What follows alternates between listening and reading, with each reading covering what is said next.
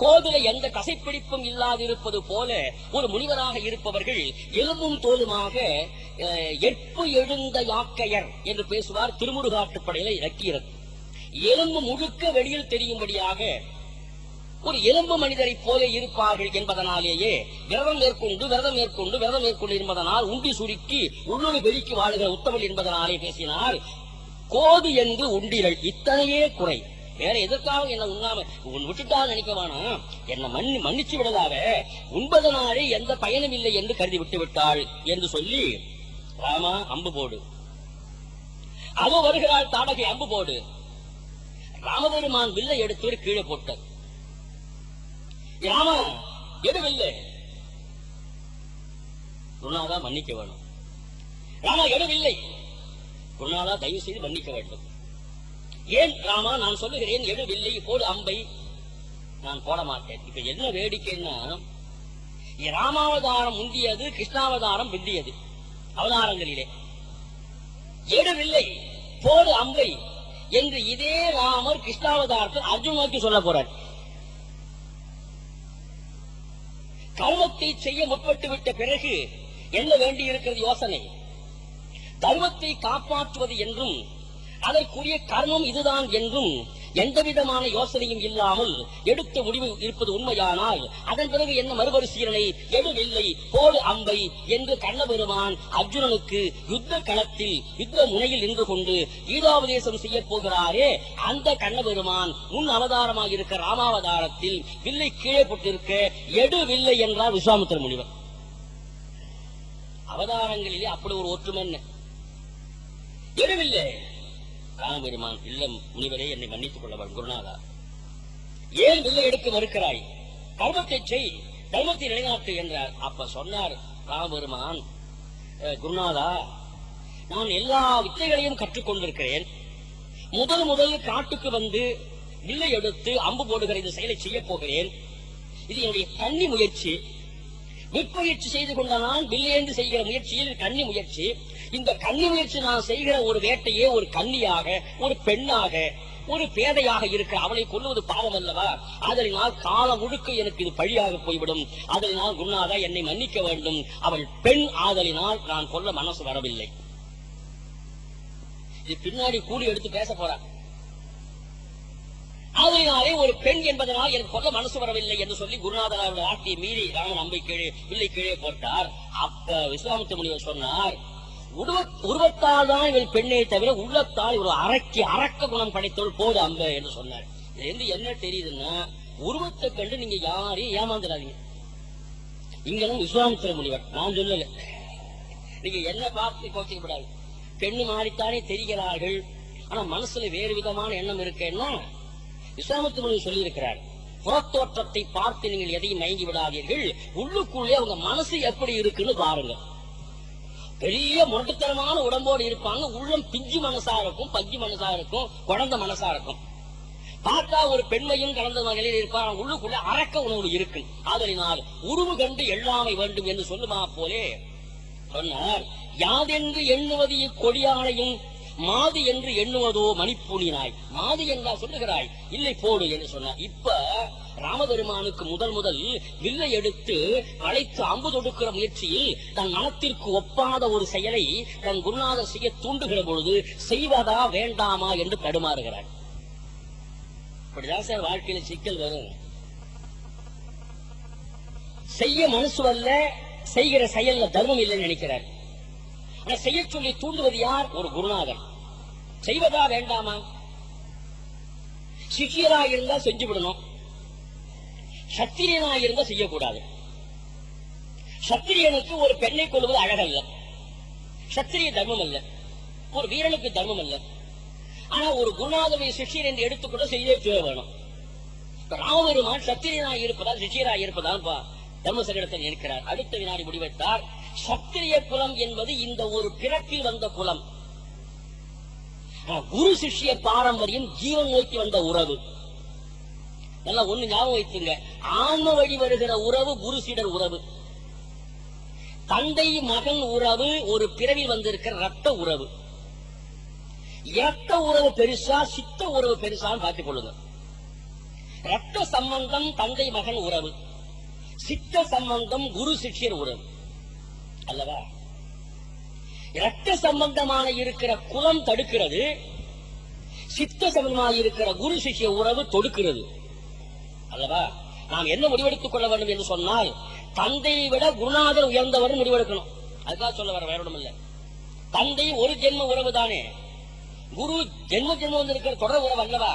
ஆதரினால் பார்த்தார் ராமபெருமான், சத்திரிய குலம் என்ற இந்த வீரர் குலம் இருக்கிறதே, இந்த ஒரு அவதாரத்துக்கு அமைத்துக் கொள்ளப்பட்ட குல மரபு, இது எனக்கு ஒரு பொருட்டல்ல. ஆனா குரு சிஷ்யர் என்று சொல்ற சித்த உறவு இருக்கிறதே, அதுதான் நிரந்தரமான என்பதனால் என் குருநாதர் இட்ட கட்டளை இதுவாகில் இதை மீறுவது, மாறுவது, மறுப்பது தர்மம் அல்ல என்று வில்லை எடுத்தார். நான் ஒரு பண்பாட்டை புரிந்து கொள்ள வேண்டும், அதுக்காக சொல்லுகிறேன். எடுத்து வில்லை எடுத்து அம்பு போட்டார். ஒரே அம்புதான். தாடகி விழுந்தாள். அதுக்கு கம்பர் அவசர அவசரமா ஒரு உமானம் சொன்னார். கம்பநாட்டாளருடைய கவிதையில் என்ன சிறப்புன்னா, இவர் அம்பு போடுகிறார், அந்த அம்பு அரக்கியுடைய மாதிரியை சென்று தைத்து சரென்று உள்ளே போது வெளியே போய்விட்டது. அவ்வளவு வேகமா அம்பு போட்டிருக்கிறார். குன்றுகள் எல்லாம் பின்னே ஓடி வரும் அளவுக்கு வேகமாக நிலம் அதிர, மலை அதிர, மண் அதிர ஓடி வந்தவளாக இருக்க அரக்கியினுடைய மார்பிலே ஒரு அம்பை போட்டு மறுபக்கம் தொலைத்து வெளியே போகிற அளவுக்கு வேகமா அம்பு போட்டுக்கிறேன் சொன்னால் அது எவ்வளவு வேகமான அம்புன்னு சொல்லணும். மிக வேகமாக அம்பு போட்டு ராமபெருமான் இந்த காரியத்தை செய்தார் என்று சொல்ல வேண்டும் அல்லவா? கம்பருக்கு அதெல்லாம் பிடிக்கல. அவர் ஒரு வார்த்தை சொன்னார், இது எது போல தெரியுமா? மார்பில் அம்பு வைத்து தைத்து முழு பக்கமா போய்விட்டது, வேகம் இருக்கிறது, எது போல என்று சொன்னால், சில பேருக்கு நாம சில நல்ல வார்த்தை சொல்லுவோம், அத சொல்லி முடிச்ச உடனே அவர் மறந்துடுவார். கேட்டவர், தம்பி இப்படிலாம் தப்பு பண்ணாதப்பா, சரி அப்புறம் அப்படி நடப்பா விட்டுங்களாம்.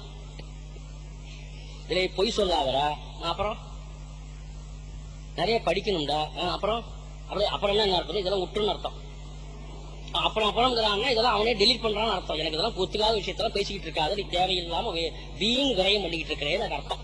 இது எங்களுக்கு எல்லாம் அனுபவமா இருக்கிற விஷயம். இப்படி ஒவ்வொரு வார்த்தை நீங்க சொல்ல சொல்ல சொல்ல அது ஒரு வினாடி கூட உள்ளுக்குள் வைத்து சிந்தித்து ஏற்றுக்கொள்வதா மறுப்பதான்னு கூட பரிசீலனை பண்ணாம அந்த சொல் உள்ள பூந்த வேகத்திலே வெளியே போயிடும். அதுபோல அரக்கியின் மார்பிலே பூந்த அம்பு வெளியே போனது என்று பேசினார் கம்பர். எழுதுறார் அருமையான வார்த்தை, புல்லருக்கு நல்லோர் சொன்ன பொருள் என போயிற்று அன்றே. கம்பனை எவ்வளவு இடத்துல அனுபவப்பட்டிருப்பாரு தெரியுது. நமக்கு ஒரு ஆறுதல், கம்பர் காலத்தில் நான் பேரோட இருந்திருக்கிறாங்க. புல்லருக்கு நல்லோர் சொன்ன பொருள் என போயிற்று அன்றே.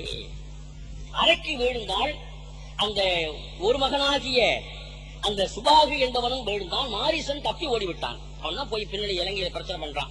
ராமபெருமானுக்கு இப்ப ஏற்பட்ட இந்த அரக்கியின் அழிவிலே ஏற்பட்ட சின்ன சிக்கலின் சொச்சம்தான் பின்னே மானாக வந்து பாதிக்கிறது.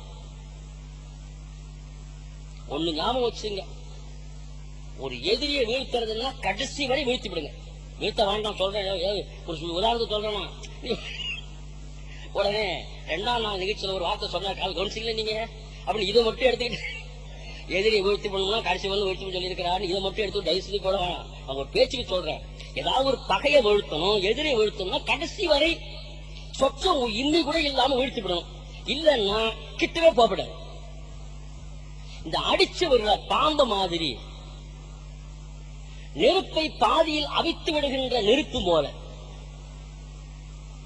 ஒரு செயலை தொடங்கி பாதியில் நிறுத்தி விடுதலும், ஒரு பகையை அழிக்க தொடங்கி பாதியில் விட்டு விடுதலும் எது போன்றது என்று கேட்டால், அழிப்பதற்காக புறப்பட்ட நெருப்பை பாதியில் அணைத்து விட்டு விடுதல் போன்றது என்றார் திருவள்ளுவர். அப்படியே சொன்னவர் திருவள்ளுவர். வினை பகை எந்திரண்டின் எச்சம் நினையும் கால் தீ எச்சம் போல தெரும் பேசினார். என்ன அழகான குரல். வாழ்க்கையில கற்றுக்கொள்ள வேண்டிய ஒரு செயலை தொடங்கினா கடைசி வேலை முடிங்க தொடங்காது. எண்ணி துணிய கருமம், துணிந்தவின் எண்ணும் என்பது இழுக்கு. ஒரு செயலை தொடங்க கடைசி வரை போய் பாத்துருங்க. பகையை அடிக்க தொடங்க கடைசி வரை பகையை அடிச்சிருங்க. இல்லன்னா இதை நினைச்சு விடுறது, போனா போது மன்னிச்சு விடுறது, பாதியில விடுறது, அடிச்சு விட்டுறது, இதெல்லாம் என்னைக்கு இருந்தாலும் எது போல என்று சொன்னால் நெருப்பை பாதியில் அவிழ்த்து அணைத்து விடுதலை போன்றது. மாக்கி இருக்கிற நெருப்பு கொஞ்சம் கொஞ்சமா கனன்று மீண்டும் அது வேலையைத்தான் காட்டும் என்று சொன்னார் திருவள்ளுவர். வினை பகை என்று என்றின் எச்சம் நினையுங்கால் தீ எச்சம் போல தெரும். ராமபெருமானுக்கு என்ன ஆச்சுன்னு கேட்டீங்கன்னா, தாடகை வதம் பண்ணி விட்டார், சுபாவி என்று ஒரு பையன் விட்டார். ஆனா ஒருத்த ஓட்டான், அவன் பேர மாரீசன். அவன் போதும் இவருக்கு பிரச்சனை பண்றதுக்கு. ஆதலினாலே மாரீசன் தான் பின்னே பெரிய அளவுக்கு பிரச்சனையாகி வரப்போகிறான் என்பதை நாம் இங்கே நினைவுபடுத்திக் கொள்ள வேண்டும். பதம் முடிந்தது. விஸ்வாமித்திரன் அற்புதமாக வேள்வி செய்து முடித்தார். வேள்வியும் நிறைவுற்றது. அதன் பிறகு விஸ்வாமித்திரனுடைய அந்த அருள் நீடலிலேயே ராமபெருமானும் லட்சுமணனும் புறப்பட்டு வருகிறார்கள். வருகிற வழியிலே ஒரு கடிதம் கிடைக்கிறது விஸ்வாமித்திர முனிவருக்கு. என்னவென்றால், மிதிலை நாட்டிலே ஜனக மகாராஜா அரண்மனையிலே அவருடைய மகளாகிய ஜானகிக்கு சுயம்பரம் நிகழ்த்துவதற்காக ஒரு போட்டி வைத்திருக்கிறார்கள் என்று சொல்லி அதற்கு நீங்கள் ஏறிந்து வாழ்த்த வேண்டும் என்று ஜனக மகாராஜா விஸ்வாமித்திர முனிவருக்கு ஒரு கடிதம் சமைச்சிருந்தார். இப்படி வருவாரு விதி. அந்த கடிதத்தை வாங்கி பார்த்தார் விஸ்வாமித்திர முனிவர். ராமனை திரும்பி பார்த்தார். சரி, நம்ம போக வேண்டியதான். ராமா என்றார். சுவாமி, நாம் மிதிலைக்கு சென்றுவிட்டு மீண்டும் கோசலாட்டுக்கு போகலாம். எதற்கு என்று கேட்டார் ராமபெருமான். இல்ல, ஒரு முக்கியமான விஷயம் இருக்கு, வா என்று அழைச்சிட்டு போனார். இப்ப விஸ்வாமித்திர முனிவர் வந்து கூப்பிடுவதனாலேயே உன் மகனுக்கு நல்லது நடக்கும் சொன்ன வசிஷ்ட மகரிஷி அது இதுதான். தாடகை வதம் பண்ண மட்டும் அவர் காட்டுக்கு போகவில்லை, திருமணம் செய்து கொள்வதற்காகவும் அழைக்கப்படுகிறார். புறப்படு, அனுப்பிச்சு வை என்று சொன்னார் அல்லவா. அதை புறப்பட்டார். போகிற வழியிலே விஸ்வாமித்திர முனிவரும் லட்சுமணனும் ராமபெருமானும் அப்படியே போய் கொண்டிருக்கிற பொழுது விஸ்வாமித்திர முனிவர் அங்க இருக்கிற பல்வேறு காட்சிகளை பற்றி இருக்கிற கதைகளை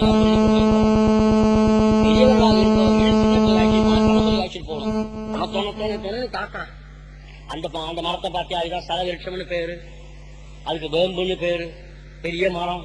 சலவிருஷம்னா என்னன்னு தெரியுமா அப்படின்னு கதையை ஆரம்பிச்சு என்ன ஒரு கோயில் இருக்க உன்னோட பார்க்க விடாம அங்கே என்ன பாக்குறேன் இது திரும்பிடான்னு சொல்லி என்ன போட்டு தொந்தரவு பண்ணி போடுறாங்க தாத்தா என்று சொல்லி இன்னைக்கு பேரப்பைய நான் தனியாக கோயிலுக்கு போயிட்டு வர்றேன், தாத்தாவோட தயவு செய்து வேண்டாம். இன்னைக்கு பையன்லாம் அப்படி இருக்கிறா, எங்க கதை கேட்கறான். இல்ல சில பேர் ரொம்ப துணை பஸ்ல ஏறி உட்காந்து பஸ் தாத்தா இந்த பஸ் எப்படி போகுதுங்கிறான். டிரைவர் ஓட்டுறாருன்னா டிரைவர் வந்து உட்காந்துட்டா ஏன் பஸ் ஓடலங்கிறான். கண்டக்டர் விசில் அடிக்கிறாருன்னா கண்டக்டர் விசில் அடிச்ச பஸ் ஓட இன்ஜின் ரிப்பேர் ஒன்னு காரணம் சொல்லிக்கிட்டே போனோம்னா அவன் உடனே தாத்தா சொல்றான், இந்த நேரம் கேள்வி கேட்ட இறக்கி விட்டுருவான், சும்மா ஏன்டா பேசுறாரு, தாத்தாவுக்கு எரிச்சல் வந்துருது. இப்படி தாத்தாவுக்கும் பேரனுக்கும் உறவு இருந்தா எங்க கதை சொல்றது, எங்க கதை கேட்கறது.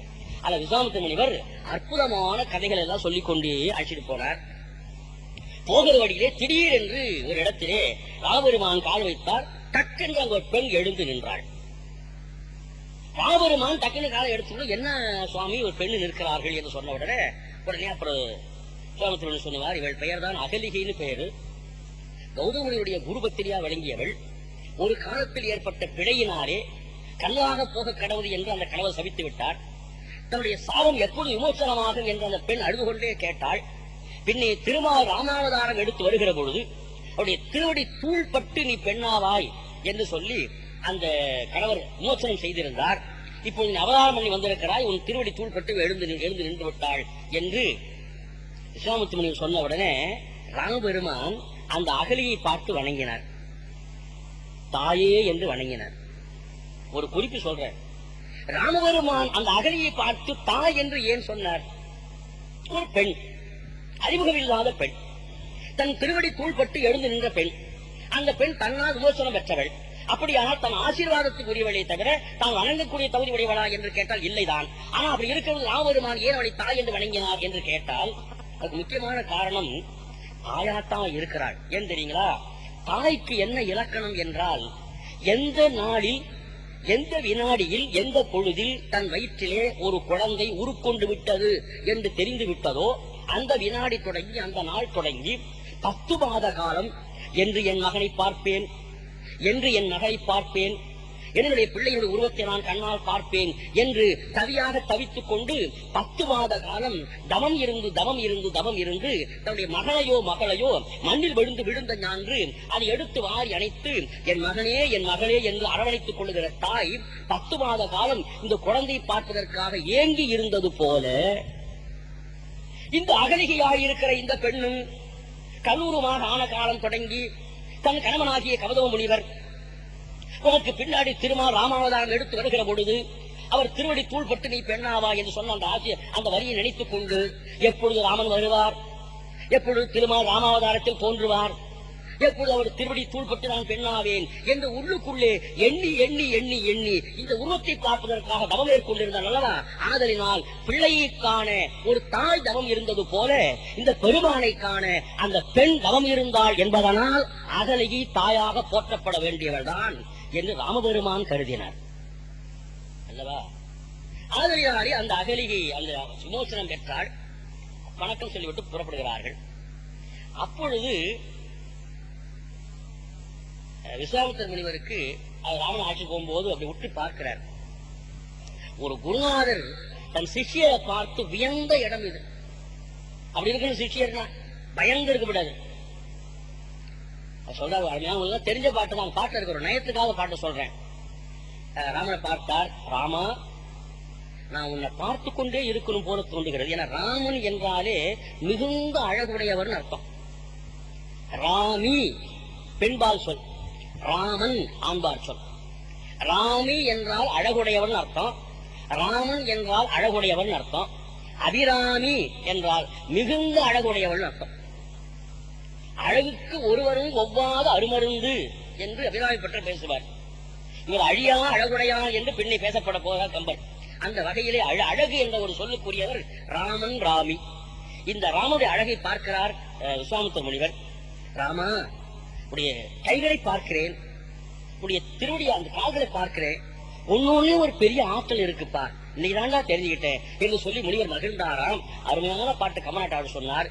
இவ்வண்ணம் நிகழ்ந்த வண்ணம் இனி இந்த உலகுக்கு எல்லாம் உய்வண்ணம் அன்றி மற்றோர் துயர் வண்ணம் உருவது உண்டோ மைவண்ணத்து அரைக்கி போரில் மழைவண்ணத்து அண்ணலே உன் கைவண்ணம் அங்கு கண்டேன் கால்வண்ணம் எங்கு கண்டேன்.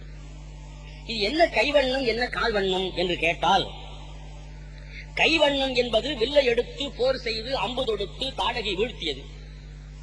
கால்வண்ணம் என்பது காலினுடைய தூசு பட்டமையினாலே ஒரு கல் பெண்ணுருமாக பெற்று எழுந்து நின்றது. எனவே இரண்டு உறுப்புகளினாலும் இரண்டு அற்புதங்களை நிறுத்தி காட்டியிருக்கிறார் ராமனாயிருக்கிற அந்த பெருமான். அதை உணர்ந்து மகிழ்ந்து பேசுகிறார் முனிவர். இதுக்கு வாரியார் சுவாமி ஒரு நயம் சொன்னார். கைவண்ணம் அங்கு கண்டேன், கால்வண்ணம் இங்கு கண்டேன். கை நிகிரகம், கால் அனுகிரகம். வேடிக்கை பாருங்க. கை நிகிரகம் பண்ணிவிட்டது, போரிலே வில்லை எடுத்து அம்பு தொடுத்து அழித்து விட்டது தாடகைய. கால் இருக்கே அது அனுகிரகம் பண்ணி இருக்கிறது. ஏன்னா எப்போதுமே எம்பெருமான் திருவடி அனுகிரகம் பண்ணும். திருவடி அனுகிரகத்துக்குரிய இடம் என்று எண்ணினார் கம்பர். கால்வண்ணம் இங்கு கண்டேன்னார். திருமால் அவதாரத்திலே கஜேந்திரன் ஆதிமூலமே என்று அழைத்தது. பெருமான் வந்து தோன்றி முதலின் வாயிலிருந்து யானையை மீட்டு காத்தார் வரலாறு தெரியும். இங்க தசாவதார திருவுருள் அமைத்திருக்கிறார்கள். நான் வந்தோடனே பார்த்தேன். இப்போ அந்த கஜேந்திரனாய் இருக்கிற யானை ஆதிமூலமே என்று அழைத்து மோட்சம் பெற்றது. ஒரு பிரசங்கம் என்று சொன்னார். அங்கே திருமால் வந்து நின்றார், அவதார புருஷரா வந்து நின்றார். கஜேந்திரனாய் இருக்கிற யானைக்கு ஆசீர்வாதம் பண்ணினார், காப்பாற்ற செய்தார். அந்த நேரத்தில் இந்த முதலையும் திருமாலை பார்த்திருக்கும் இல்ல. வேடிக்கை பாருங்க. எதிரியா இருந்தாலும் நல்லவங்களை எதிரியா புடிச்சுக்கணும்னு அவங்க கிடைக்கிற ஒரு நன்மை நமக்கும் கிடைக்கும் இல்ல. அந்த வகையில இப்போ இந்த கஜேந்திரன் என்ற யானைக்கும் அவனுடைய காலை பிடித்து இருக்கிற இந்த முதலையாக இருக்கிற இந்த ஜீவனுக்கும் மோட்சம் கிடைக்கிறது. இந்த இரண்டு உயிர்களில் யாருக்கு முதல் மோட்சம்னா முதலை தான் முதல் மோட்சம். ஏன்னு கேட்டா திருமாலை வணங்கியது கஜேந்திரன் என்ற யானை, கஜேந்திரன் என்ற யானையினுடைய காலை பிடித்தது முதலை. ஆண்டவனை தொழுத ஆன்மாவின் திருவடியை பிடித்த அந்த சீடனுக்கு முதல் மோட்சத்தை கொடுக்கிறார் பெருமாள் என்பதனால் பாதத்திற்கு அவ்வளவு விசேஷம். இன்னைக்கு ஞாயிற்றுக்கிழமை, ஒவ்வொரு ஞாயிற்றுக்கிழமையும் இந்த திருவடி பூஜை நடைபெறும் என்று கேள்விப்பட்ட பொருத்தமான நாள். கால்வண்ணம் இங்கு கண்டேன். அதனால திருவடி வண்ணத்தை பார்ப்பது என்று பெரிய பெருமை சொன்னார். வாரியார் சபைக்கு நயன் நிறைய எழுதினார். என்னன்னு கேட்டா, கால் என்பது கால் பங்கு. ஒரு மனிதனுடைய வாழ்க்கையில் 4 பருவங்கள் உண்டு. பிரம்மச்சரியம், கிருகஸ்தம், வானப்பிரஸ்தம், சந்நியாசம். இந்த 4 பருவங்களிலே 4 ஒரு கூறு கால் பங்கு. அப்படியானால் ராமபெருமான் இப்பொழுது பிரம்மச்சரியத்தில் இருக்கிறார். மிதிலை நகரம் சென்ற பிறகு மைதிலி மணந்து கொண்ட பிறகுதான் அது கிரகஸ்துக்கு வரப்போகிறார். கிரகஸ்தம் அல்ல. நீங்க தவற கீனா போட்டு ராணா போட்டுறாதீங்க. கிரக பிரவேசம் சில பத்திரிகை அடிக்கிறாங்க, அப்படி அடிக்காதீங்க. கிரகம் என்றால் பொருள் வேறு, கிரகம் என்றால் பொருள் வேறு. கிரகம் என்றால் கோள், நவ கோள்கள், நவ கிரகம். கிரகம் என்றால் தான் வீடுன்னு அர்த்தம். நம்ம செய்யறது புதுமனை புகு விழா, மனைப்பிரவேசம் பண்ண போறோம். அது கிரக பிரவேசம் அடிக்கணும் பத்திரிகை. எல்லாம் கிரக பிரவேசம்னு அடிக்கிறார்கள், தவறு. கிரகம் வந்து பிரவேசம் பண்ணணுமா? அதுக்கு ஒரு பத்திரிகை அடிக்கணுமா ஐயா? இருக்கு. அதுக்கு ஒரு பத்திரிகை அடிக்கணுமா ஐயா? இருக்கு. குருவிழா நடத்தணுமா? அதான் தானா வந்துகிட்டு இருக்கு கிரகங்கள். அதனால கிரக பிரவேசம் என்று, கிரகம் என்றால் இல்லம்னு அர்த்தம், அதுல பிரவேசம் பண்ண போறோம் அர்த்தம் பண்ண வேணும். இப்ப கிரகஸ்தம் என்று பொருள். பிரம்மச்சரியம், கிரகஸ்தம், வானப்பிரஸ்தம், சந்நியாசம், இந்த 4 பருவநிலை உண்டு. இந்த 4 முதல் பருவம், முதல் கால் பங்கு பிரம்மச்சரியம். இப்ப என்ன சொல்ற விஸ்வாமித்திர முனிவர், ராமா ராமா, நான் இப்பொழுது உன் கால்வண்ணம் கண்டேன், அடுத்தபடியா இருக்கிற திருமணத்தை அடுத்து பார்க்க போறேன். கால்வண்ணம் பிரம்மச்சரியம். கால்வண்ணம் இங்கு கண்டேன், கைவண்ணம் அங்கு கண்டேன் சொன்னார். ஒன்று. இரண்டாவது சொல்றேன் பாருங்க, ராமா நான் முதலே சொன்னேன் நிகிரகம் அனுகிரகம் என்று சொல்லுகிற வகையிலே. இன்னொன்று, ராமா ராமா, உன் அருள் வரலாறா இருக்க ராமகாதை என்று சொல்லப்பட்ட நீண்ட நெடிய பாரம்பரியமாக இருக்கிற நிகழ்ச்சியில் இப்ப கால் பங்குதான் நிறைவேறி இருக்கிறது, இன்னும் 3/4 பங்கு இருக்கிறது. அதை அடுத்தடுத்து வருகிற நிகழ்ச்சியில் நான் பார்ப்பேன் என்றும் சொல்ல நினைத்தார். சொன்னவர் கால்வண்ணம் இங்கு கண்டேன் என்று பேசினார். இப்படி அருமையான நிலையிலே சென்று பிறகு மிதிலை மாநகரம் அடைந்தார்கள். மிதிலை மாநகரத்துக்குள்ளே போகிற பொழுதேயே கம்பர் வேண்டும் என்றே வான்மீக ராமாயணத்திலிருந்து ஒரு மாற்றம் செய்வதற்காக ஒரு நிகழ்ச்சி ஏற்பாடு செய்தார். அது என்னன்னு கேட்டா, அந்த அரண்மனையினுடைய மேல் தளத்திலே சீதா பிராட்டி தோழி பெண்களோடு இருந்து கொண்டு வழியில் தெருவிலே போகின்ற முனிவரையும் ராமரையும் லட்சுமணராக இருக்கிற 3 பேரையும் அப்படி பார்த்த பொழுது விஸ்வாமித்திர முனிவரை பார்த்தாள், லட்சுமணனை பார்த்தாள், ராமனை நோக்கினாள். வித்தியாசம் இருக்குங்க. பார்ப்பது வேறு, நோக்குவது வேறு. எல்லா ஆண்களையும் பார்க்கலாம், கணவனை நோக்க வேண்டும். இந்த குறிப்பு தமிழ்க்கு நுட்பமான ஒன்று. ஆதலினாலே 3 பேரும் தெருவில் போகிறார்கள். சீதா பிராட்டி மேலிருந்து பார்க்கிறாள். பார்க்கிற பொழுது முனிவரை பார்த்தாள், வணங்கினாள். இளையபெருமாள் பின்னே வந்தால் அவளை பார்த்தாள். ராமபெருமானை பார்த்துடனே மனம் பறிகொடுத்தார், நோக்கினார் என்று எழுதினார் கம்பர். இந்த நோக்குதலுக்கு முன்னே ராமபெருமான் தெருவிலே போய் கொண்டிருந்த இந்த பெரியவர் அப்படி நின்று பார்த்தாராம். அண்ணலும் நோக்கினார், அதன் பிறகு அவளும் நோக்கினாள்.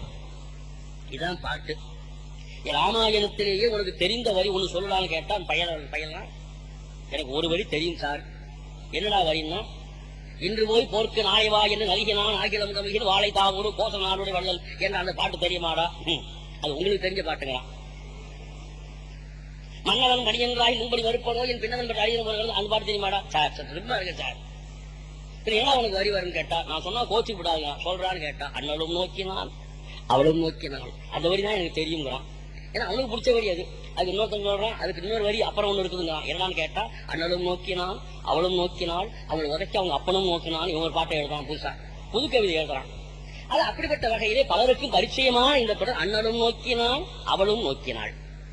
இப்படி பாடி முடிச்ச உடனே கம்பர் அவசர அவசரமாக அவதாரத்தின் மகிமையை, அவதாரத்தின் நோக்கையும் போக்கையும் ஒரோவழி இந்த சிருங்கார சுவையில் நாம் மறந்துவிட்டால் என்ன செய்வது என்று கவலைப்பட்ட கம்பநாட்டு ஆழ்வார் ஒரு பாட்டு எழுதினார் அந்த இடத்துல.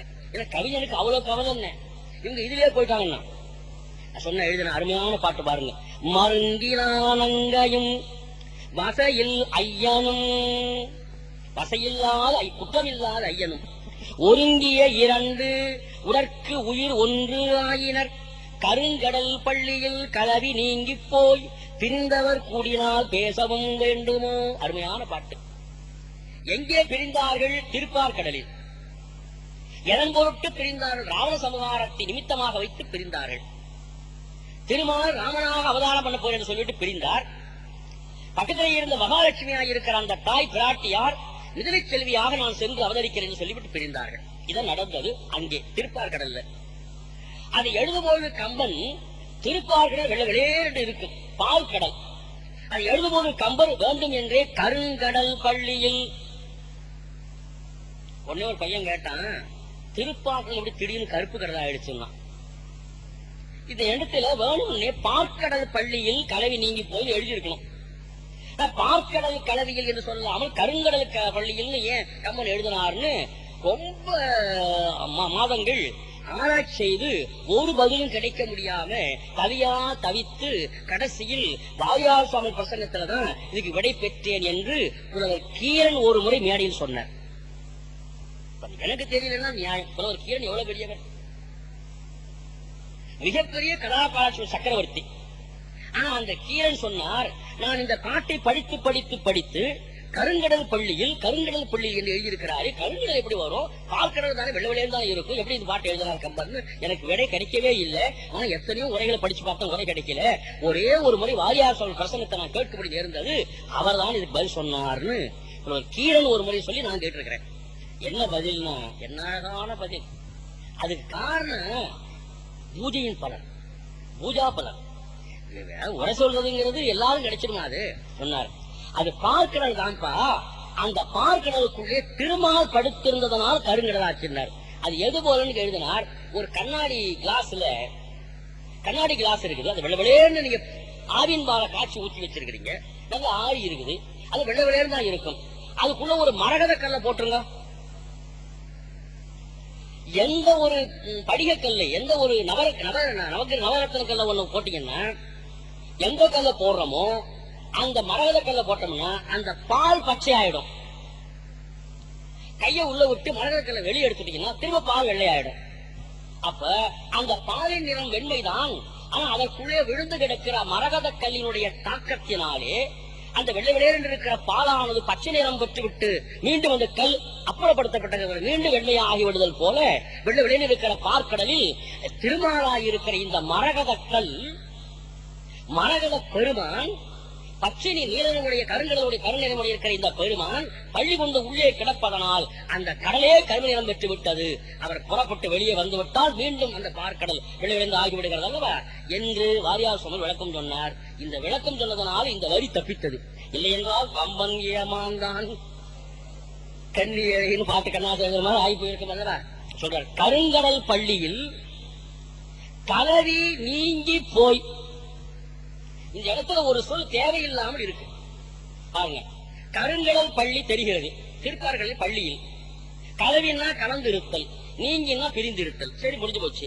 அப்ப கருங்கடல் பள்ளியில் கலவி நீங்கி சேர்ந்திருந்த நிலையிலிருந்து நீங்கி பிரிந்து, நீங்கி அப்புறம் போய் என்ன, நீங்கினாலே பிரிந்தது தானே, ரெண்டு பேரும் பிரிஞ்சுட்டாங்க அர்த்தம் தானே. அப்ப ஒரு பொருள் தரக்கூடிய இரண்டு சொற்களை ஒரு கம்பனாத்தாழ்வாக இருக்கிற கவி சக்கரவர்த்தி பயன்படுத்தலாமா? தேவையில்லாம இன்னொரு சொற்கள் சொல்லி பயன்படுத்துவாரா கம்பர் என்று ஆய்வு செய்து பார்த்தா அதுக்கு ஒரு பதில் இருக்கிறது. என்ன பதில்? படைக்கும் கடவுளாயிருக்கிற பிரம்மா இந்த மண்ணில் விளைகின்ற தாமரையிலே விட்டிருக்கிறார். காக்கும் கடவுளாயிருக்கிற திருமால் தண்ணீராயிருக்கிற பார்க்கடலில் படுத்திருக்கிறார். அழிக்கும் கடவுளாயிருக்கிற ருத்ரன் நெருப்பு சூழ்ந்திருக்கிற சுடுகாட்டில் இருக்கிறார். காரணத்தோடு இருக்கிறார்கள். மண் படைப்பது, தண்ணீர் காப்பது, நெருப்பு அழிப்பது. இந்த பொருத்தத்தில் தான் முன்னோர்கள் மூன்று கடவுள்களையும் மூன்று தெய்வங்களையும் மூன்று இடத்தில் வைத்து அமைத்தார்கள். அப்படியானால் மண்ணில் பெருமா, தண்ணீரில் திருமால், நெருப்பில் சிவபெருமான் ருத்ரன். என்ன சொல்ல வருகிறார் கம்பநாட்டு ஆழ்வார்?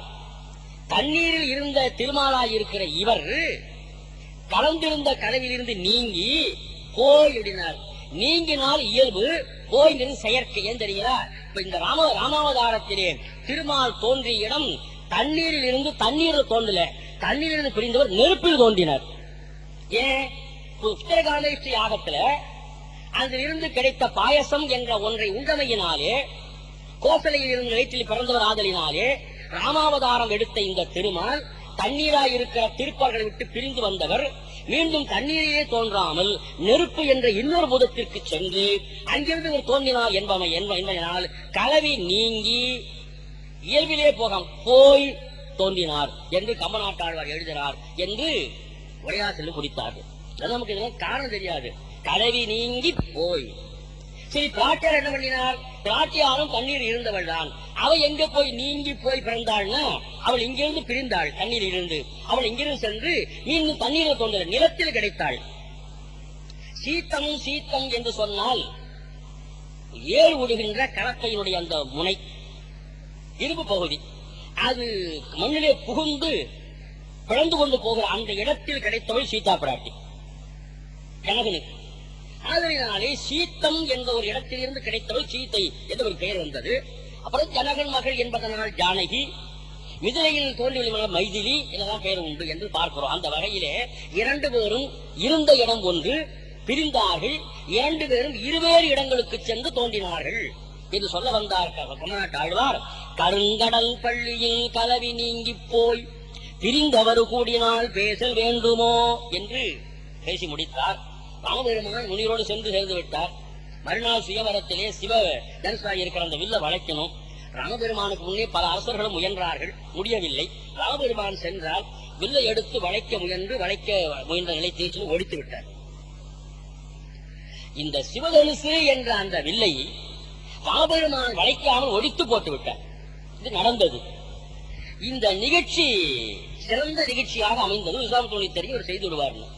இப்ப ராமபெருமான் முன்னமே செய்து கொண்ட உடன்படிக்கையின்படி மிதிலை நாட்டு மன்னனுடைய மகனாகிய இந்த மைதிலி இந்த வில்லை வைப்பவருக்கு உரியவன் ஆதலினாலே அந்த அறிவிப்பின்படி ராமனாய் இருக்கிற இவருக்கு இந்த சீதா பிராட்டி இருக்க பெண் உரியவள் என்று ஆகிவிட்டது. இதுல என்ன சிக்கல்னு கேட்டா, வான்மீக முனிவராக இருக்கிற அந்த பெருமான் மிதிலை நகரிலே ராமபெருமான் போய் அப்படி நேரா சென்று வில்லை வளைத்தார், முடித்தார், பேசிவிட்டார். இந்த நடுப்புற இந்த அங்கனம் நோக்கி நாம நோக்கிற அந்த சீன் கிடையாது வான்மீகில. கம்பர் ஏன் அமைத்தார்னா, வில்லை வளைத்தார் என் மகள் உரியவள் என்று சொல்கிற சுயம்பர நிகழ்ச்சியும், அது வில்லை வளைத்தவராக இருக்கிற மகளை கொடுப்பதும் அன்பின் ஐந்தினை இல்ல பெருந்தினை. ஏன்னா வில்லை வளைப்பது என்பது உடல் பலத்தின் போட்டியை தவிர உள்ளத்தின் பல போட்டி அல்ல. உள்ள புரட்சியாக இருக்கிற ஐந்தினை புரட்சியை பேச வந்த கம்பன் அக வாழ்க்கையிலே, ஒரு ஆணும் பெண்ணும் வாழ்கிற வாழ்க்கையிலே அகம் ஒண்ணுமே தவிர பலம் என்பது புரட்சியை வரக்கூடாது. உடல் பலத்தின் சோதனை பெருந்தினையா இருக்குமே தவிர அன்பின் ஐந்தினையா இருக்க முடியாது. கம்பன் உள்ளத்துக்குள்ளே உறுத்துது. இந்த சுயமர நிகழ்ச்சியையே கம்ப்ளீட்டா எடுத்துடலாம்னாலும் முடியாது, கதைப்போக்கில் இருக்கிறது. பார்த்தான் கம்பன் வேண்டும் என்று சுயமர நிகழ்ச்சியாக இருக்கிற சிவதனுசு என்ற வில்லை வளைப்பதற்கு முன்னமேயே ஒரு சீனை முன்னே இந்த டைரக்டர் கிரியேட் பண்ணி கேமராவை செட் பண்ணி இந்த நிகழ்ச்சி அமைச்சுட்டார். அங்க நோக்கி அவளுக்கு முடிஞ்சு போச்சு. இப்ப செய்து அமைத்து விட்டா அடுத்த ஒரு சிக்கல் வந்துட்டு. என்ன சிக்கல் கேட்டா, இப்ப சீதா பிராட்டி சென்று அமைந்து விட்டாள். இங்க வில்லு முடிக்கப்பட்டு விட்டது. இவர் யாருன்னு போய் சொன்னார்கள். நீலமாலை என்று சொல்லி தோடி ஓடி போய், சீதா உன்னுடைய செய்வரமாக இருக்கிற நிகழ்ச்சிக்கு முற்றுப்புள்ளி வந்து விட்டது, சிவதரிசி ஒரு வீரர் ஒழித்து போட்டு விட்டார், அவதான் உனக்கு உரியவர் என்று அந்த தோழி சொல்லி முடிக்க சீதா பிராட்டி உள்ளத்துக்குள்ளே சுருக்கென்று ஒரு செய்தி வந்தது. என்னவென்றால், தெருவில் கூட அறிமுகம் இல்லாத, யார் எவரென்றே தெரியாத அவருடைய உடம்பிலே, உருவத்திலே, அவர் உள்ளத்திலே பிணிந்த வகையில் என் உள்ளத்தை பறிகொடுத்து விட்டேன். அவர் ஒருவேளை அப்படியே தெருவழியாக வெளியூருக்கு போயிருப்பாரே, ஆனால் இங்க சிவதனுசாக இருக்கிற இந்த வில்லை முடித்தவராக இருக்கிற இளைஞன் வேறு ஒருவராக இருப்பாரே, ஆனால் வில்லை முடித்தவராக இருக்கிற இவருக்கு மனம் செய்து கொள்கிற வாழ்க்கையை அமைத்துக் கொள்வதனால் உள்ளத்தின் அமைப்பில் ஏற்படுத்திக் கொண்ட இந்த உறவில் பங்கு வந்து விடாதா?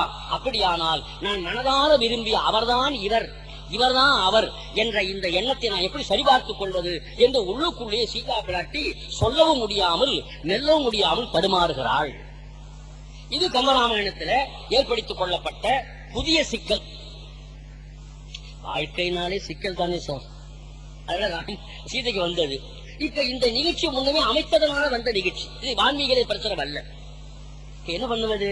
சீதை நோக்குகிறாள், ஏதாவது ஒன்றை செய்தாக வேண்டுமே, எப்படியாவது அந்த ஆண்மகனை, அந்த முல்லை முடித்தவனாக இருக்கிற அந்த இளைஞரை திருமணத்துக்கு முன்னமேயே ஒரு முறை பார்த்து நோக்கி சரி செய்து கொண்டு அவர்தான் இவர் என்று இருந்தால் திருமணம் செய்து கொள்வது, இல்லை என்றால் உயிரை மாய்த்து விடுவது என்று சீதா பிராட்டி முடிவெடுத்தாள். கம்பர் ஒரு பாட்டை எழுதினார். சொல்லிய குறியின் அத்தோன்றலே அவன் அல்லனே இறப்பன் என்று அகத்துள் உண்ணுவாள். ஒருவேளை நான் தெருவிலே பலனாக இருக்கிற அந்த இளைஞன் தான் இவன் என்பது உறுதியானால் நான் திருமணம் செய்து கொள்வது, இல்லை என்றால் என் வாழ்க்கையை முடித்துக் கொள்வேன் என்று சீதா பிராட்டி முடிவெடுத்துக் கொண்டிருக்கிறாள். சரி, எப்படி பார்ப்பது, எப்படி நோக்குவது? இப்பதான் செல்போன்ல பேசுகிறார், பேசினா கூட முகம் தெரியாது அல்லவா, என்ன செய்வது என்று ஒண்ணும் புரியாத நிலையிலே சீதா பிராட்டி இருக்கிற பொழுது இந்த விஸ்வாமித்திர முனிவர் ஜனக மகாராஜாவை கலந்து கொண்டு ராமபெருமானுடைய தந்தையாகிய தசரதனுக்கு ஓலை அனுப்பி வைத்து தசரதரும் வசிஷ்ட மகரிஷியும் எஞ்சியிருக்கிற 3 பிள்ளைகளும் 3 தேவியர்களும் மிதில் நாட்டுக்கு வந்து விட்டார்கள். திருமண ஏற்பாடு செய்து கொள்ளப்படுகிறது மிக மிக விரைவாக. அப்பொழுது மறுநாள் விடிந்தால் திருமணம்.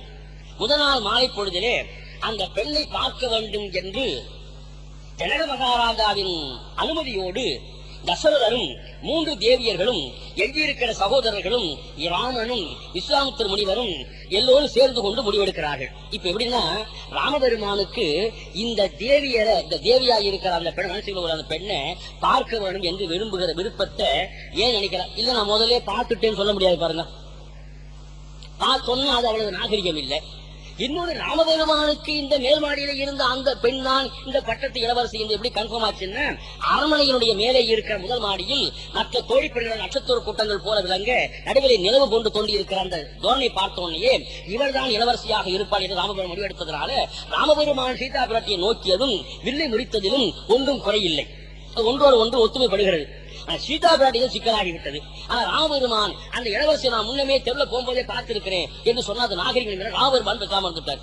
பார்த்துக் கொள்வது என்று முடிவெடுத்து இப்பொழுது ஜனக மகாராஜாவின் திருவரக்க மண்டபத்தில் ஜனகர் தசரதர் எஞ்சியிருக்கிற 3 தேவியர்கள் ராமபெருமான் முன்னாடி எல்லோரும் அமர்ந்திருக்கிறார்கள். சீதா பிராட்டி அலங்காரம் பண்ணி அழைத்துக் கொண்டு வரப்படுகிறாள். விடிந்தா திருமணம். இந்த நிகழ்ச்சியை கம்பன் கவர்மெண்ட் அமைத்தார். ஏன்னா முதல் ஒரு நிகழ்ச்சி அமைச்சதனால இந்த நிகழ்ச்சி ஒரு சீனுக்காக இன்னொரு சீன் வேற என்ன பண்றது, அன்பின் ஐந்தனையாக காட்ட வேண்டி இருக்கிற காரணத்தால் சீதா பிராட்டி வருகிறாள். தோழி பெண்கள் அழைத்துக் கொண்டு வருகிறார்கள். என்னதான் இருந்தாலும் இன்று 21ஆம் நூற்றாண்டில் கூட ஒரு நவநாகரிகமான காலத்தில் கூட எத்தனைதான் முதுகலை பட்டங்கள் பெற்றவளா இருந்தாலும் கூட புரட்சி பெண்ணா இருந்தாலும் கூட பெண் பார்க்க வந்ததுகள் என்று சொன்னால் அந்த பெண் கையிலே இருக்கிற ஒரு தமிழ் எடுத்துக்கொண்டு புனிதறியோட வரணும்னு இருக்கு. எல்லாம் சொல்லுவார்கள் இந்த வருமா அப்புறம் பார்க்கலன்னு சொல்லப்படாது, இப்பயே பார்த்துக்க. பக்கத்துல ஏத்தல உட்கார்ந்து இருக்கிற வயசானவர் மாமனார், பக்கத்துல அவங்க சின்ன மாமனார் உட்கார்ந்து இருக்கிறார், மாமியார் உட்கார்ந்து இருக்கிறாங்க, பக்கத்துல ஒரு பையன் உட்காந்து, அதுக்கு பக்கத்துல இன்னொரு பையன் உட்காந்து, அவர்தான் அவனுடைய கணவன் என்று சுற்றி இருக்கிற பெண்கள் எல்லாம் உற்று பார்த்துக்கொள் என்று சொல்லுகிற இந்த சூழ்நிலையில் அந்த பெண் எப்படி பார்ப்பது என்று தலையசைத்துக் கொண்டு சிரித்துக் கொண்டு அப்படி போய்விடுகிற காட்சி தான் இன்னைக்கும் பார்க்கிறோம். இவ்வளவு 21ஆம் நூற்றாண்டில் கூட அந்த பெண் நிமிர்ந்து இவர் தான் என்னை கல்யாணம் பண்ணி போறவரா நிமிர்ந்து பார்த்தா அந்த பெண் அந்த பையன் என்ன பண்ணுவான்னா, வேண்டாம் அப்பா காப்பி சாப்பிட்டு கிளம்பிடுவோம் என்று சொல்லிடுவாங்க. ஏன்னா இவ்வளவு தூரம் எழுத்து இப்பயே பார்க்குது நோக்குது சொன்னாங்க. ஆனா அதனால அந்த பெண் எவ்வளவுதான் இருந்தாலும் அடக்கொடுக்க தலை குனிந்து கொண்டு இருந்து கொண்டுதான் பார்த்து பார்க்காம போயிடுவாங்க. இதுதான் இப்போ நடக்கிறது. இப்ப சீதா பிராட்டி வாழ்ந்த காலம் எவ்வளவு பெரிய 1000 ஆண்டுக்கு முன்னாடி இந்த காலம் எப்படி நிமிர்ந்து பார்க்க முடியும்? நிமிர்ந்து பார்க்க முடியாது என்பது அடக்கம். நிமிர்ந்து பார்த்தாக வேணும் கற்பு. கற்புக்காக நிமிர்ந்து பார்ப்பதா பெண்மைக்காக தலைகுனிந்தே இருப்பதால் பிரச்சனை வந்துவிடும். சீதா பிராட்டி வருகிறாள். என்ன அழகா கம்பன் அமைத்திருக்கான் பாருங்க. அப்படி வந்தார். தோட்டிப்படிலாம் சொன்னார். அப்படி புரிந்து கொண்டே வருகிறாள். இவர்தான் மாமனா இவர்தான் மாமியார சொல்லி அதெல்லாம் நின்று பார்க்கல. சரி வணக்கம் வணக்கம் சொல்லிக் கொண்டே போனாள். இவர்தான் உன்னை மனம் செய்து கொள்ளக்கூடிய மணாளன், அந்த வில்லை முடித்தவராக இருக்கிற அந்த கதை நாயகன் இவர்தான் என்று சொல்லி முடித்தாள் தோழி பெண். சரி வணக்கம் சொல்லிட்டு போயிருக்க வேண்டியதான் இந்த பெண்ணு. போனா அப்படி எப்படி சரி பார்த்துக் கொள்வது? அப்பதான் ஒரு வினாடி நின்றாள் சீதா பிராட்டி. நின்று கையில இருக்கிற வளையல்கள் நிறைய வளையல் போட்டிருக்கிறான்னு தெரியுது. அது சௌரியம் பாருங்க. கைவளைகள் கையில வளையல்களை எல்லாம் அப்படி நிறைய போட்டது. அப்படி கழித்து விடுதல் போதும் நிறுத்தி விடுவோம் வைத்துக் கொண்டு இந்த வளையல்களை அப்படியே கொஞ்சம் கொஞ்சமா நிறம் பார்ப்பது போல கொஞ்சம் கொஞ்சமா வளையல் நோக்கி கண்களை கொண்டு போய் விரல்களை கொண்டு போய் அப்படி நிமிர்ந்து அவர் பார்த்தாளா ராமபெருமான. கைவளை திருட்டுவு கடைக்கண்ணில் நோக்கினாள். கம்பன் வார்த்தை. இந்த வரி மட்டும் இருந்து செக்கிங் ஆயிடுச்சுங்கிற கன்ஃபார்ம் நமக்கு இல்லைன்னு வச்சுங்க. என்ன சார் ராமாயணம், என்ன கம்பர் தெருல போன ஒரு இளைஞனை பார்த்து விட்டோம் என்ற ஒரு காட்சியும், இங்கே சிவதனி சுமரித்தவராக இருக்கிற யாரோ ஒரு எக்ஸை மனம் செய்து கொள்ள ஒப்புமை தருகிறார் என்று சொன்னால் முன்னும் பின் முரண்பாடா இல்லையா என்ற ஒரு பிரச்சனை. 2 பேரும் ஒருவராக இருக்கிறார் என்று நமக்கு தெரியும், சீத்தைக்கு எப்படி தெரியும் என்ற ஒரு பெரிய ஆராய்ச்சி எழுப்பிடுவார்கள் என்பதனால் கம்பன் மிக ஜாக்கிரதையாக கைவளை திருத்துபு கடைக்கணில் நோக்கி அப்பா அந்த தெருவிலே சென்ற இளைஞன் தான் இவர் என்று முடிவெடுத்துக் கொண்டாள். திருமணம் மிகச் சிறப்பாக நிறைவேறி மகாராஜா வீட்டு கல்யாணம் நடந்தது. பெற்றோர்கள் எல்லாம் வாழ்த்தினார்கள்.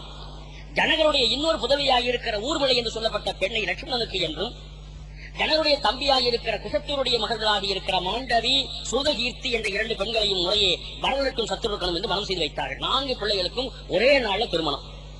அதே குடும்பத்தில் மூத்தவர் பொண்ணு 2, அடுத்தவர் பொண்ணு எல்லாம் வச்சு கல்யாணம் முடிச்சாச்சு. 4 பெண் கல்யாணம் முடிந்து விட்டது.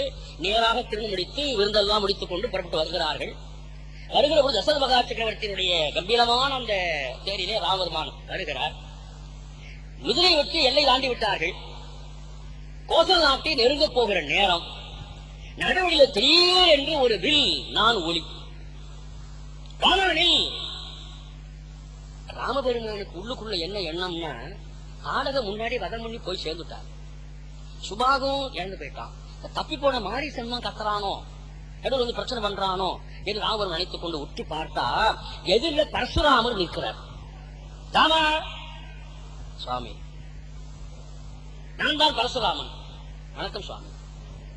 முன்னமேயே பல தலைமையாலும் வளைத்து வளைத்து வளைத்து வளைத்து ஒடிய நிலையில இருந்த அந்த வில்லை ஒழித்து பெரிய பிரமாதமான விஷயம் இல்ல.